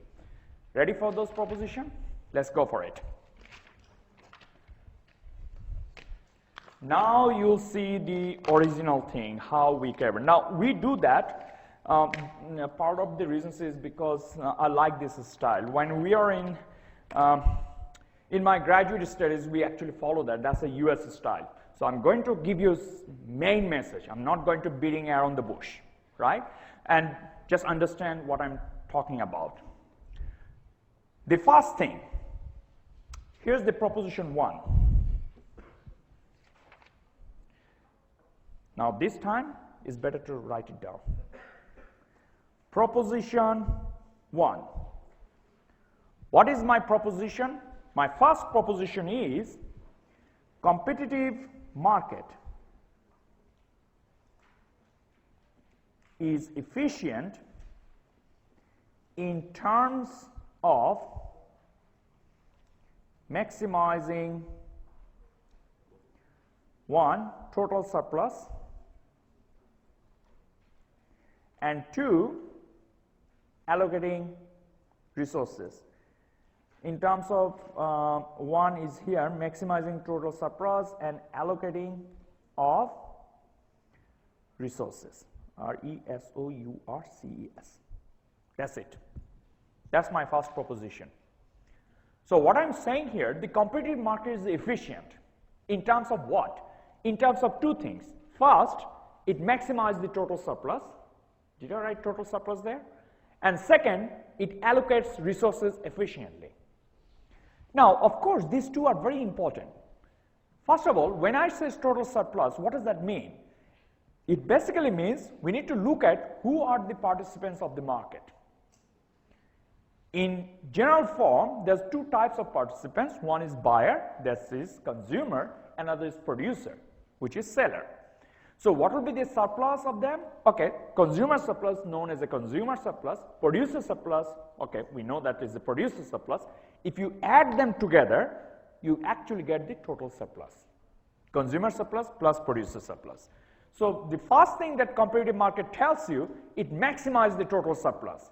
That means consumer surplus is maximized as well as the producer surplus is maximized. Of course, we want that. So basically what we are telling you is that as long as you consider the competitive market, both consumers and producers are better off because they are maximizing the surplus. That's the beauty of the competitive market, right? That's what I'm putting. The second thing I'm saying, it allocates resources efficiently. So what does that allocation of the resources means? It basically means for each unit of resources that you're using, you incur some cost, right? Opportunity cost, we can call it marginal cost. With the same resources, you also can calculate how much benefit you are getting, right? Now, you need to make sure, remember, we always think at a margin. So what it means, for one additional unit of resources, how much additional cost I'm incurring and how much additional benefit I'm getting. If my additional benefit equals to my additional cost, then I can say my resources are allocated efficiently because my cost and benefit is the same. Additional cost, right? If that too happens, then I can say obviously this is a good market. Why? Because one of the problems that we have is the scarcity resources. When we have a scarcity of resources, we need to make sure that we make a choice efficiently. And that actually depends on the allocation of resources, how we allocate resources efficiently. At the same time, it also says whoever the participants in the market, they are better off as well, right? Here, I'm going to prove it. The proof is very simple. Now, every time I prove, I'm not going to use any maths, rather I'm going to use, it's called a pictorial proof. I put a graph and I use that graph to prove it, right? So, first you need a competitive market. So, by then you already know the competitive market. What is the essential thing of the competitive market? Remember, demand equals to supply, we covered in the last week? That's your competitive market. So, let's call it demand curve. So, this is a demand curve and this is a supply curve. We already know that, right? Now, before I do that, one additional thing. When there is no government intervention,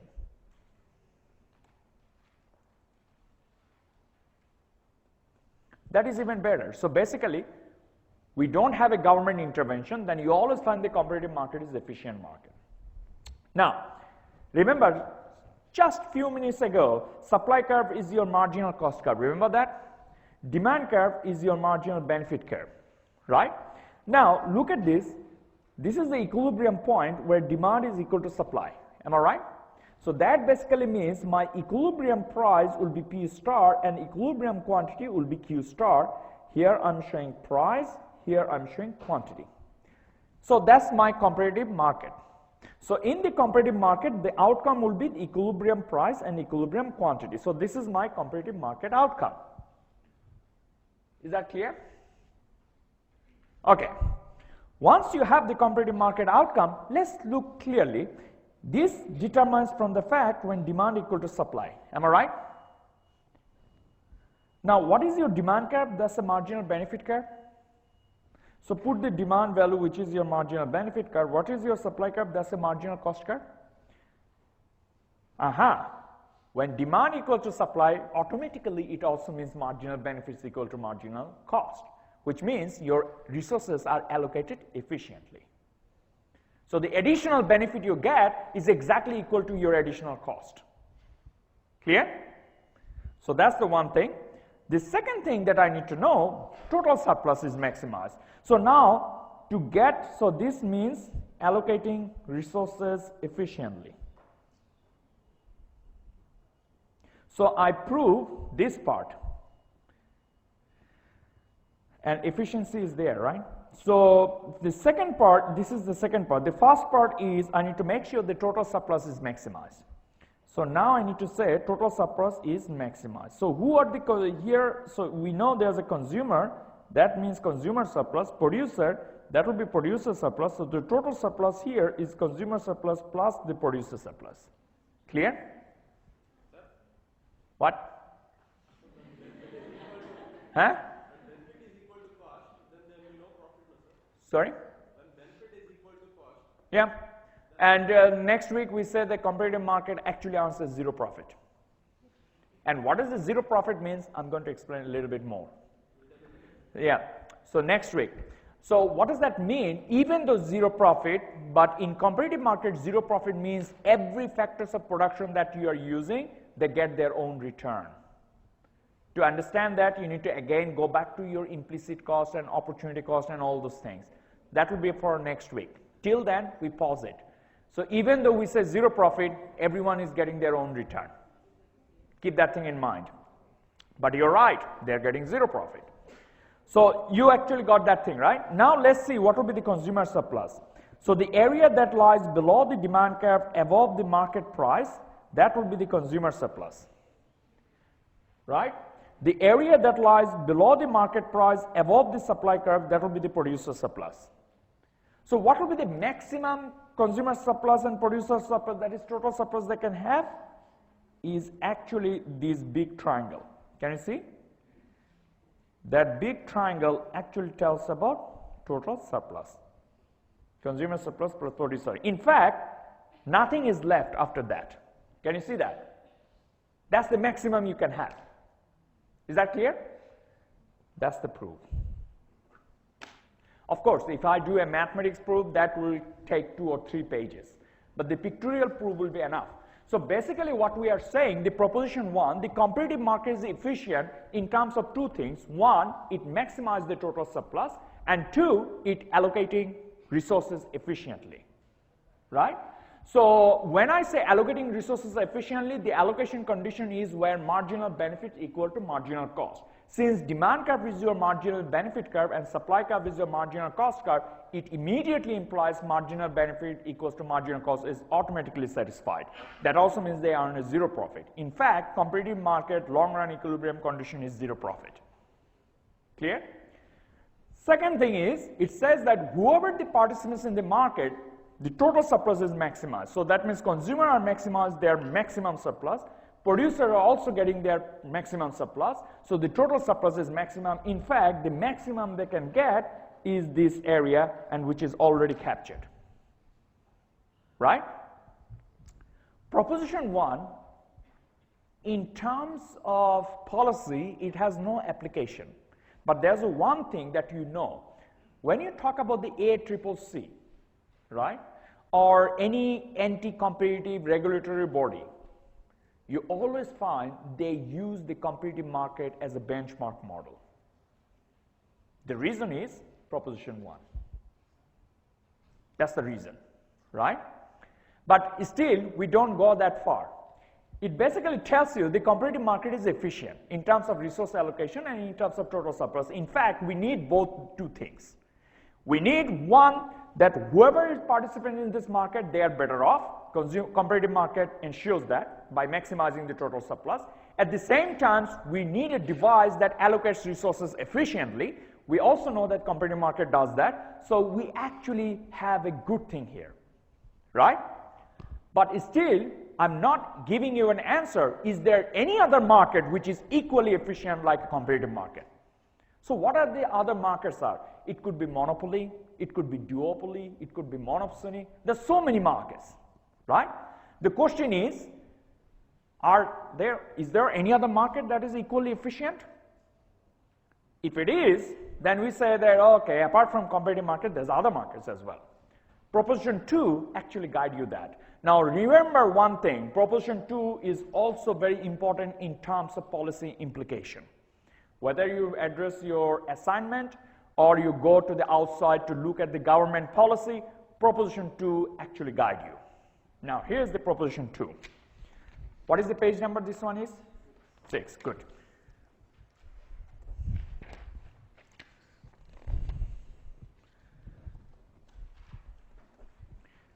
Proposition 2. Now this proposition is very powerful proposition.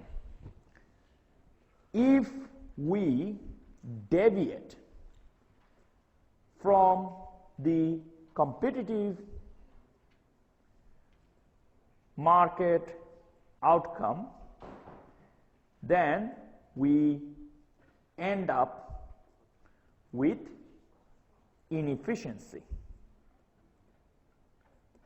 Now it's very powerful now. So basically Proposition 1 is telling you the competitive market is efficient. Proposition 2 actually tells you, suppose you're deviating from the competitive market. That means you can choose some different prices, different quantity which will not prevail in the competitive market. Then what will happen? It says you always end up with inefficiency. Right? If that is true, now combine Proposition 1 and 2. That basically tells you only one remark.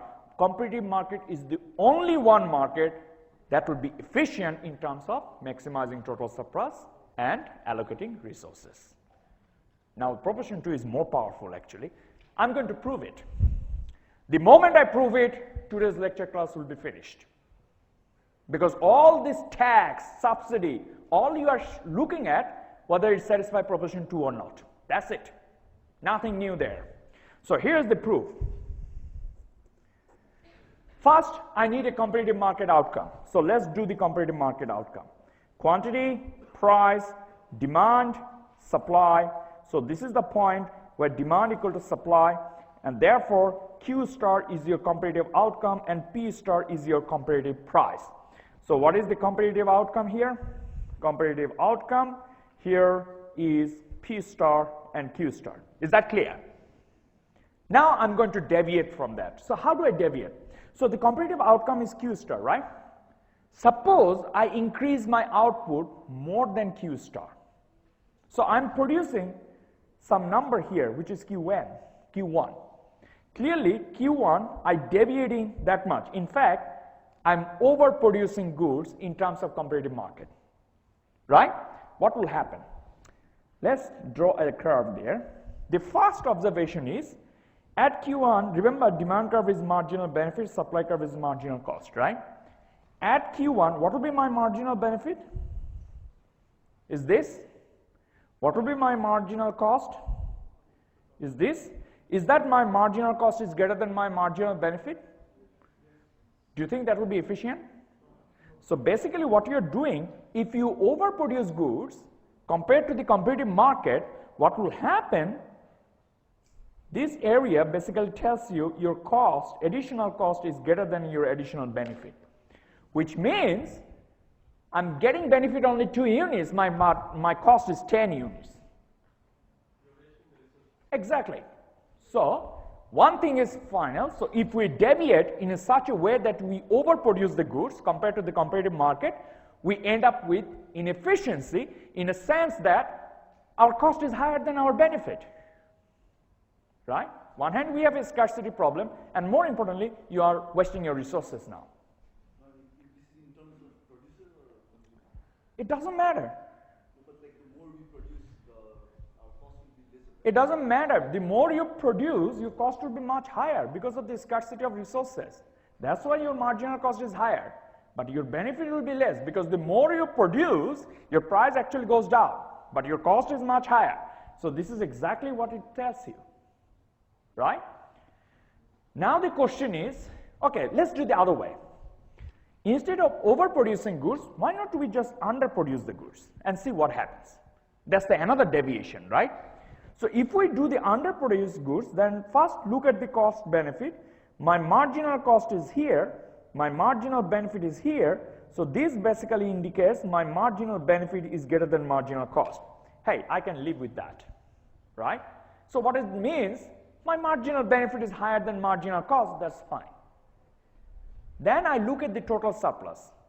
Look at this, the moment you produce Q2, your consumer surplus will be the area that lies below the demand curve, above the market price till here, so that will be your consumer surplus. Right? The producer surplus, the area that lies below the market price, above the supply curve up to here, and that will be your producer surplus. Clear? So my total surplus will be this area of this trapezoid. Do you agree? But if you look at the consumer surplus, you not only get this area of the trapezoid, but you also get this small little triangle as well. But simply because you underproduce that, no one is getting that small triangle, right? So that sometimes we call it deadweight loss. Clear? Now I proved that if we underproduce, then we end up with the deadweight loss. That basically means total surplus will not be maximized. Some part of the surplus is a part of the producer, part of the consumers, completely lost from the economy, no one else getting it, it's completely lost, and that's why we call it deadweight loss, right? On the other hand, if we overproduce the goods, then basically it will be the opposite. Your cost is higher than your benefit. Now what we are proving here, only one outcome is if you produce Q star. There will be no deadweight loss, there will be no marginal cost is greater than marginal benefit. That will never happen. That actually implies that only the competitive market is efficient, right? Now here's the remark 1. What is the remark 1? If we combine proposition 1 and 2 together, then only outcome is only the competitive market is efficient. We finished today's lecture class. Straight away, we killed them, all of them. Now I'm going to show you how these things works. So one more time, before I go jump to that application. Proposition 1 tells you that the competitive market is efficient in terms of maximizing total surplus and also allocating of resources. Proposition 2 tells you that suppose you deviate from the competitive market outcome, then two things will happen. Either you overproduce goods or underproduce goods. If you overproduce goods, then resource allocation rule, that is marginal benefit equal to marginal cost, that will be violated, right? So that cannot be efficient because your scarcity problem is there and you are not allocating resources efficiently. If you underproduce the goods, then it is true that your marginal benefit is still higher than marginal cost, but then you are not maximizing the total surplus. Some of the surplus, right, from consumer and producer, both sides are completely lost from the economy. That will be your deadweight loss. Clear? And again, it is inefficient. Now, if you combine proposition 1 and 2, it actually tells you competitive market is the only market that actually maximize the total surplus. Efficient, right? Do you want to see how the application takes place? Here's the thing. Suppose the government imposed tax, government provides subsidy, government imposed tariff, government imposed quota, you name it, price ceiling, price flooring, right? What else we have? Name all kind of application. First thing you need to do, find out the competitive market outcome when there's no government intervention, right? Identify that outcome. Once you identify that outcome, the second thing you need to do, with that policy, are we deviating from the competitive market outcome? If the answer is yes, proposition 2 says it is inefficient. Straight away, right?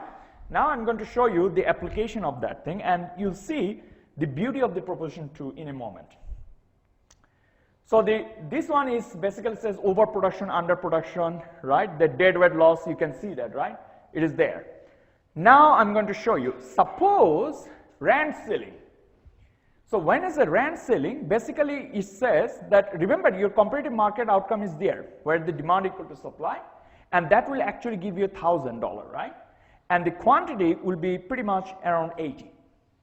Now, if you seal the rent, which is this, now the suppliers are actually deliver only 60.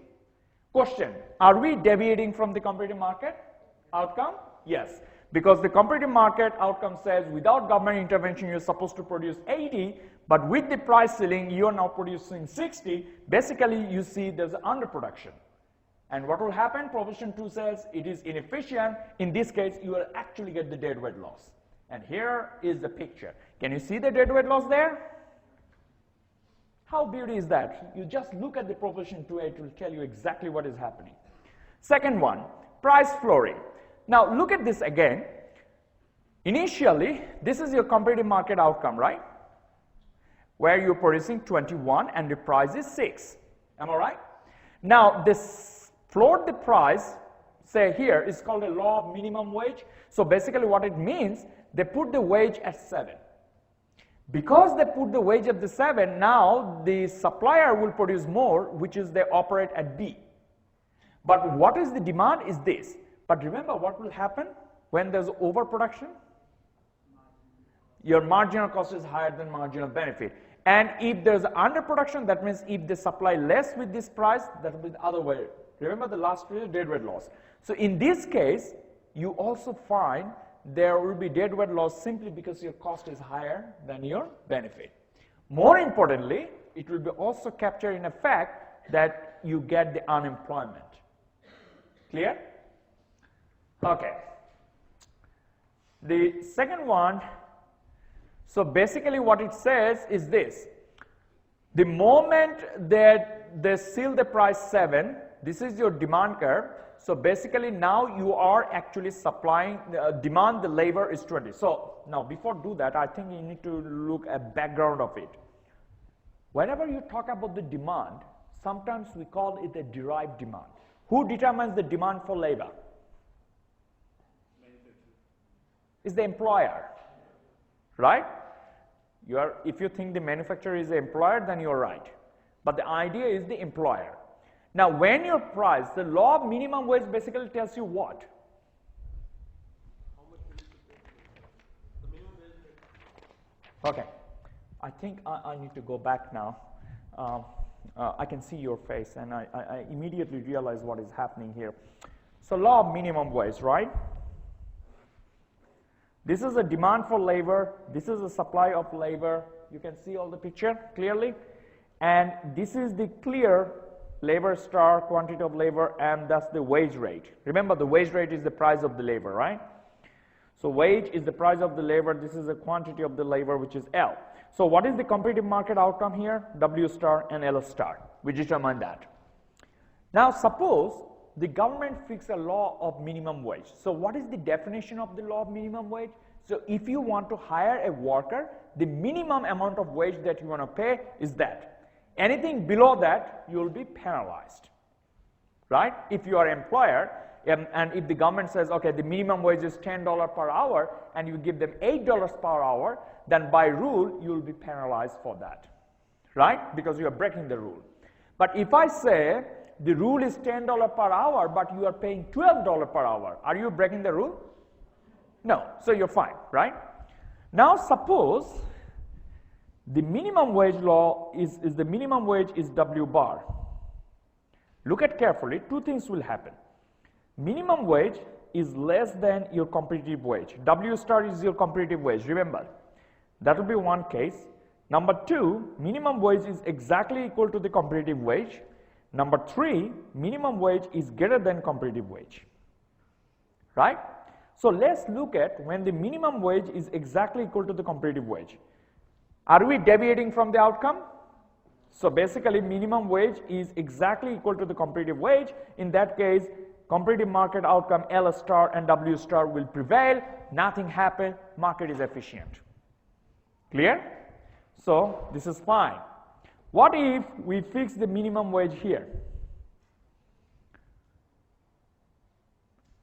If you fix the minimum wage here, then what will happen? At this wage, supply is here, but labor demand will be this, right? So you have excess demand of labor. Because you have an excess demand of labor, that will actually push up the wage.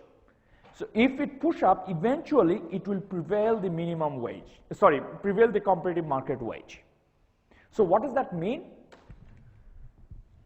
The competitive market wage is $10, and the minimum wage says, okay, you need to pay $5 at least, right? So if I put a $5, the worker will be very cheap, so the employer will demand more workers.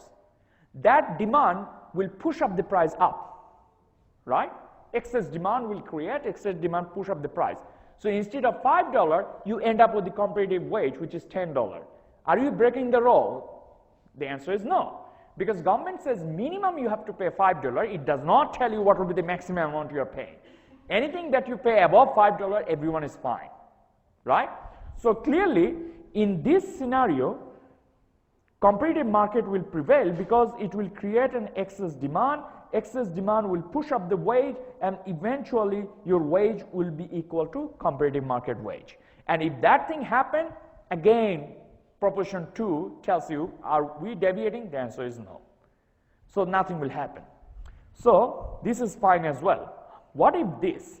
Now the problem will start. So basically, it means this. Now you are charging a price which is above the competitive price. So your minimum wage law is $20, where the competitive wage is only $10. As a result, because your minimum wage is so high, the employer will demand only this much of labor because of the higher wage. Now the question is, are we deviating? The answer is yes. If we are deviating, basically here will be underuse of labor. As a result, you'll find there will be deadweight loss, which is this much. This can be also reflected if the minimum wage is higher than the competitive wage, you also find there will be unemployment. Is that clear? So again, it violates the proposition 2 now because you are deviating. How beautiful the proposition 2 is. I love my proposition 2. Every time the exam question gives you, look at the proposition 2. Are we deviating? That's the answer. In your assignment question, right, when the government imposed the online shopping tax, again, create a competitive market outcome when there's no government intervention, then put an online shopping tax on the producer, and then think, are we deviating from the competitive market outcome? If you find the answer is yes, the immediately proposition 2 tells you there will be inefficiency. So find out the deadweight loss. That's the thing. Clear? Now, lack of competition, externalities, public goods. You always find is that. Look at this. Here, market lack of competition. So basically, competitive supply curve is S1. Can you see that? So your demand curve is still the same. So the competitive market outcome actually gives you 20. But when there's a monopoly, it actually, monopoly is one of the example of the lacking competition. And it produced 15. Are we deviating from the competitive market outcome? The answer is yes. We underproduce the goods, and as a result, you'll see there's a small little triangle here. That will be your deadweight loss, right? That's why the monopoly is not efficient. One of the reasons the monopoly charge a higher price because they make the good scarce. The best example is the OPEC. You know, the petroleum organization for the petroleum producing countries is called the OPEC, right? What they do, they can increase the petrol production, but they actually put a quota restriction and they make the petrol scarce. Because if you make the petrol scarce, it will push up the price. And by pushing up the price, they generate more revenue. This is a perfect example. Now remember, OPEC works like a monopoly. They have a monopoly power, right? So this is what it means, that market supply is 20, which is the competitive market. The moment you have a lack in competition, you actually underproduce the goods. Why? Because you want to make the goods scarce so that your price will be higher. Look at this, competitive price is 1.5, but the market price is now, by monopolies, is 2. They underproduce the goods, make the goods scarce, and push up the price. Clear? So that's the idea. Again, comes from the proposition 2. Then the question is the externality. The externality, it goes the other way. Now you need to look at The problem with the private business is sometimes they don't incorporate the social cost. A private cost is one thing, but there's also involves a social cost. What is the best example to put it in the social cost? Okay, I can put social cost in a very simple example. So I'll just show you one of the example of the social cost. Suppose,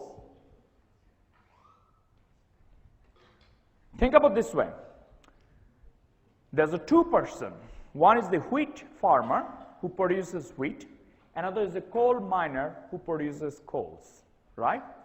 So the wheat farmer and coal miner, they live a world which is a very weird type of world. It's not a round shape, it's a rectangular type of world, right? So the wheat farmer using the surface of the rectangular and produce more of wheat here. And here is the nice house of the wheat farmer, right? Sorry about my drawing. So this is the wheat farmer's house, and he's growing a lot of wheat here and live in that place. The coal miner, he's digging a big hole underneath the surface to collect the coals, right? And the wheat farmer grows wheat here. And both are profit maximizer, right? So basically they realize one thing, given the price, if I make more, and remember the demand is say infinite, right? So these are the wheat farmers and coal miners, they have to mitigate all demand, and this rectangular shape is quite big, right? So there's no resource constraint, I'm telling you, from the producer's point of view. So what a wheat farmer realized that if I produce more wheat and sell in the market, I can make more profit. The coal miners also realized that if I collect more coals underneath the ground and I sell it to the market, I can make more profit. So in that sense, both are rational. They're profit maximizer, basically. Now, what the wheat farmer is doing, because it wants to boost up the production, it uses high yield varieties kind of wheat. It also uses the heavy irrigation system, fertilizers, and all kind of thing, right, to boost up the wheat production. And the coal miner does exactly the same thing. It uses all kind of machineries, right, developed machineries to dig and collect the coals. Now the question is, if they continue in this way, what will happen? How much profit they can make? Because they are profit maximizer, right? So what will be the maximum amount of profit they can make?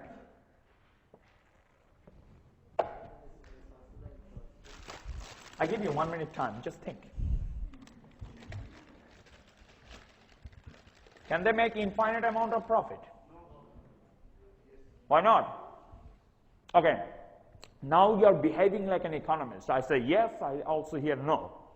I'm confused, so you are now act like an economist. What will happen?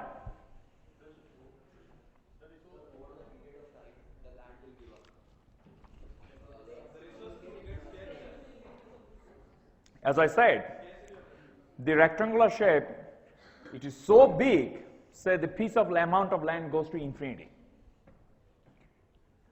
Right? What will happen?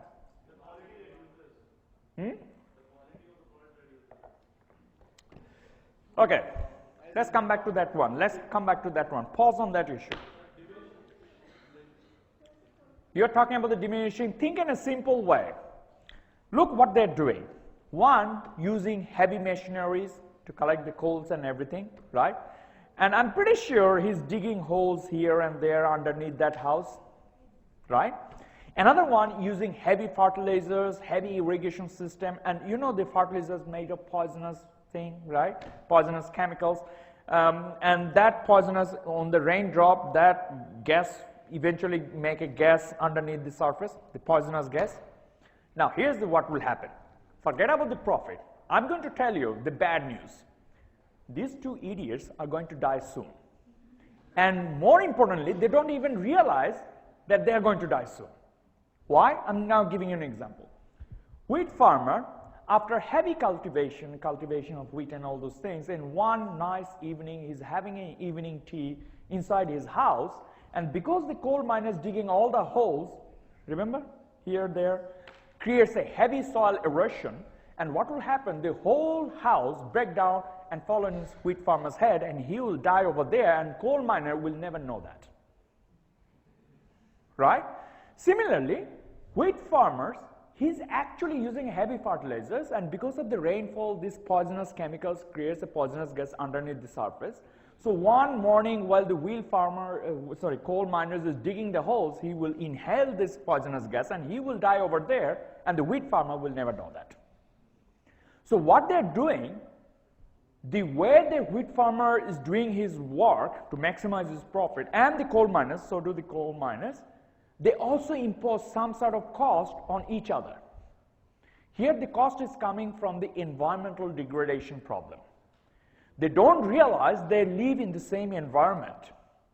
So if I make more pollutants, right, or if I pollute the environment, right, I might gain short term, but in the long term everyone will suffer. That includes me as well, right? This causes externality problem. One of the examples is the environmental degradation. The way that we behave, we did not take a consideration there is a cost of environment, right? This is exactly what happens. Now, when we consider the social cost, there's two types of cost. The private cost is the production of wheat and production of coals. But social cost is not only just the production of wheat and production of coals, but also the production of cost from environmental degradation. Right? If you consider that, that will give you the ideal outcome. Now, once you determine the ideal outcome, you'll find that those who are actually considering the private cost, they are deviating from that outcome. Right? As a result, the whole thing will be inefficient.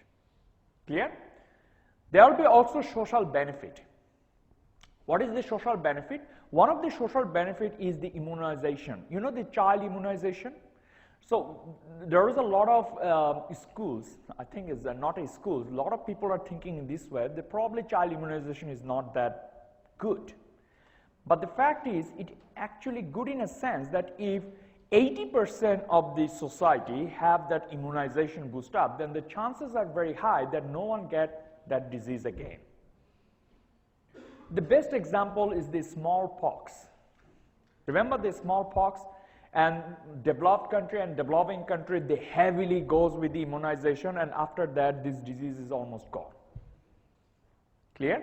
So this is called a social benefit. Even though I am taking immunization, because I am taking an immunization, I am not exposed to that disease at the moment. Because I am not exposed to the disease or not carrying that diseases, then whoever lives with me, they are also safe. That generates some external benefit there, right? This is the social benefit we are talking about. Again, when you talk about this externality problem, make sure that you consider social benefit and private cost. Social cost, sorry. So this is the example of this social benefit. So basically, D2 actually says includes external benefits. So when they say external benefit, it means social benefit, right? But if they don't take this, if they don't exclude that, then basically this will be the demand. But again, your real outcome will be E2, but because you don't consider the social benefit, you actually got D1. In that case, you are deviating. It's underproduce the goods, right? It's inefficient. So basically, E1 is inefficient. Here is the cost. So when you include the private cost, that means cost of production of wheat and coal, that cost curve will be S1. But the moment you add it up with the environmental cost, that cost will be S2. Which is the external cost, right? So your true outcome will be E2. But simply you don't consider the environmental cost, you end up with E1. In this case, you actually overproduce the goods, right? Again, you end up with the inefficiency. Clear? So the bottom line is, in the external benefit case, in the immunization, I already put an example. One is the pollution and another the immunization, right? I don't need to explain that thing anymore. But the thing is, once you consider the social benefit, your demand curve will be much higher than the private demand curve. Once you consider the social cost, your supply curve, that is your marginal cost, will be much higher than the private cost. That's the difference, right? Okay, so there is a health economics department and also the Australian Bureau of Statistics. They actually estimate the benefit. So for example, this year, Australian government aggressively advertised, make sure you got the flu vaccination. Did you see that advertisement?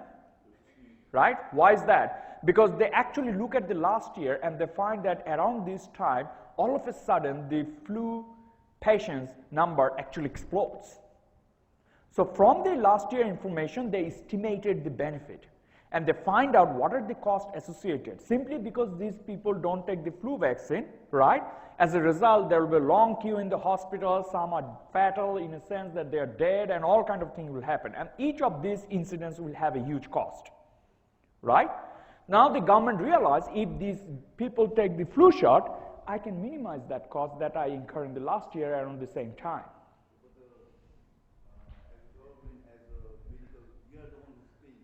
Sorry?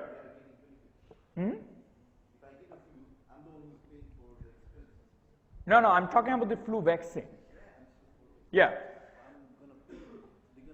So you are paying $25. As a result, you are saving your life. So now your cost of life is much higher than $25? That's the question.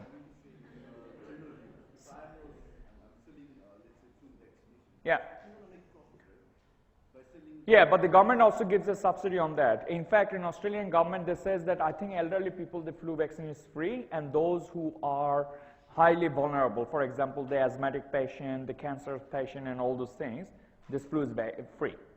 So you are paying, it depends on your income. So basically, they actually choose the income category, right? Suppose your income is $150,000, or your income is $50,000 per year. Either way, that $25 is not that high. Now, bear in mind, government already giving a subsidy on that, right? On top of that, those who are vulnerable patients, the government gives that free. The question you need to think about this way, okay, if I take this privately, my cost is $25. If I don't take it, then what is the probability that I will get flu? If I get a flu, there's a probability, say 50-50, right? If I get a flu, the worst scenario will be I'll be dead, right? And the best scenario will be that after 1 week I will revive. Now the question is, 1 week you have to take off from your day, right? Provided that you are working full time or you're doing a study, so each hour how much you are losing. And I'm pretty sure that 7 days, 5 hours, say for example 5 hours per day, right? So 35 hours, and each hour you pay, say, $10, $350 you're losing. That is much higher than $25, right? And of course, if you think in this way, I fell in love, then my fiance went away, and I don't want to leave, then it's different, right? Then you are doing something terrible thing, and I can't answer that, right? Okay, so what I'm saying is that you need to think about rationally, find out your estimated benefit. Of course, when I say estimated, it's based on the probability. And once you estimated your benefit, then look at your cost and find out whether your benefit is higher than your cost or not. If it's higher, then you go for it. That's the rational thinking, right? The last time I actually tell these things in my class, and someone says, oh, no, I want to die, or something like that. So it's a very weird type of question. So please don't go on that way, right? That's not a rational thinking. Now, public goods is exactly the same thing, so I don't want to go through with that. Now I need to talk about the tax incidence. Now, before I talk about the tax incidence, I need to tell you one more thing. Competitive market without tax, S1 is your supply curve and D1 is your demand curve, right? So what is the competitive market outcome? That will be 100. What is the competitive price outcome? Is $3, right? Suppose there is a tax. If there is a tax, your supply curve shifts from S1 to S2. Now you have a new equilibrium outcome, which is 90. The question, are we deviating from the competitive market outcome? The answer is yes, because competitive market, we produce 100. With tax, we produce 90. So we are deviating by 10 units and is underproduction. Because of that, there will be deadweight loss, which is here, right? So the taxation system, at least in the competitive market setup, is inefficient. Now I'm going to put you one more time with the taxation. Then we finish today's lecture, because you can see that there's no more there. That's the beauty of the proportion 1 and 2. We catch up. So now, listen carefully about the taxation. So how much more minute I have? 7 minutes. That will be enough. So here is the thing. Competitive market outcome. So this is demand. Now this diagram is also helpful for your assignment. So keep that thing in mind. Supply. So supply curve is your marginal cost curve. Demand curve is the marginal benefit curve. Now always remember, initially without government intervention, your equilibrium price is P star and Q star. So that's your competitive outcome, P star and Q star when there's no government intervention, and that's a competitive outcome. Is that clear? Now the government imposed tax. Now I'm assuming this is a fixed tax. Now remember what this supply curve does? Supply curves, that thing actually tells you the fixed cost. So fixed amount of tax is also part of your fixed cost, right? So what the government does, okay, every unit you produce, you have to pay a fixed amount of tax, which is $2. If that thing happens, right, every unit I have to produce, I have to pay $2. Now suppose I don't want to produce, but I'm still in that industry, still I have to pay $2. So that's a part of the fixed cost. If this thing happens, then supply with tax, that will be this, supply with tax amount, right? Now remember, the gap between these two supply curve is nothing but your tax amount.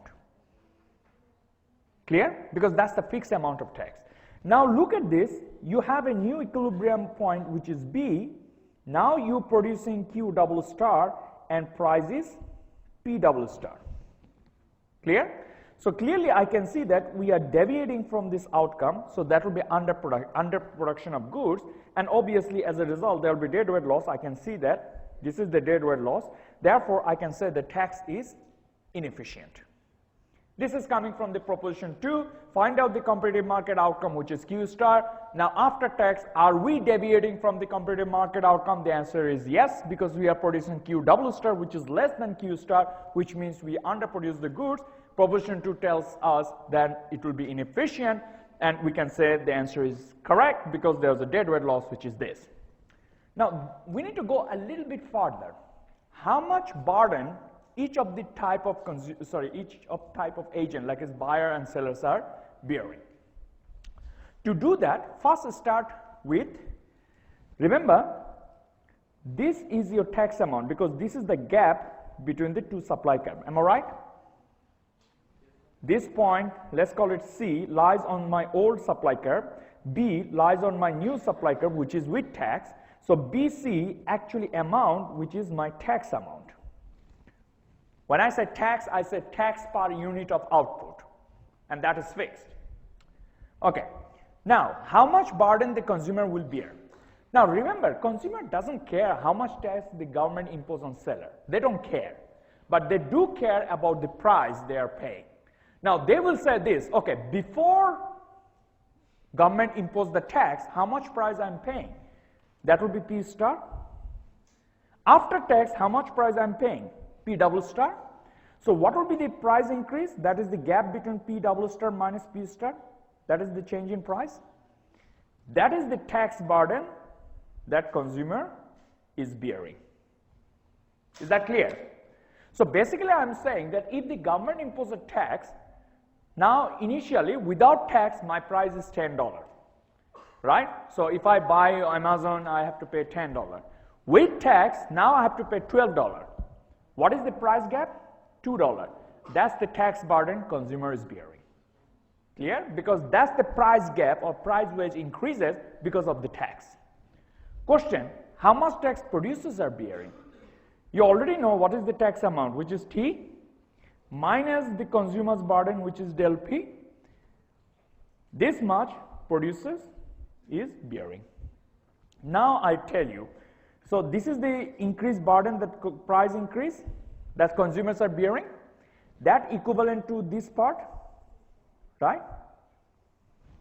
But your tax amount is BC, let's call it BL. Your tax amount is BC. Remember I told you before, the gap between two supply curve. BL is the consumer's burden, the rest will be LC, which is this, which is borne by producer. Now there's an important thing is, it also depends on the elasticity of demand. Say for example, your demand is perfectly inelastic. Now you have a supply curve. So in the competitive market, the price will be say P bar and Q bar without government intervention. Now you have a tax, supply plus tax. Remember, the gap between these two supply curve is actually your tax amount. So your new price after tax will be P hat.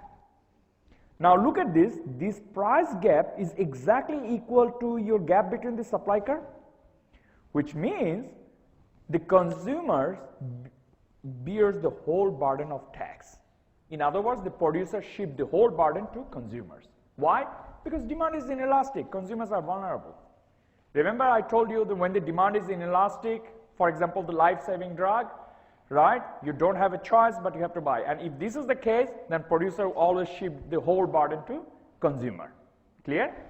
The opposite case will be if the demand is perfectly elastic. Now look at this. Initially, this is the supply curve and you are bearing this quantity, this is the price.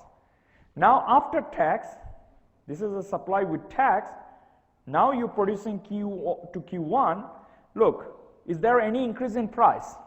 The answer is no. Then the gap between these two supply curve is this, which is the tax amount. Who's bearing? It is the producer. Competitive market, each firm faces this kind of demand curve, and in that particular case, you always find the government is very sensitive to impose tax on the competitive market. One example is the dairy product. That means dairy farmers. And government is very much sensitive because if they impose tax, it will actually destroy the producer because they have to bear, because they have no market power to increase the price. So everywhere you go in the world, whether it's the US or anywhere else, you'll find that the farmers are highly subsidized. They don't impose tax on them. That's another way to put it, okay? So we just finished today's lecture. Is everything okay? Okay. Stop.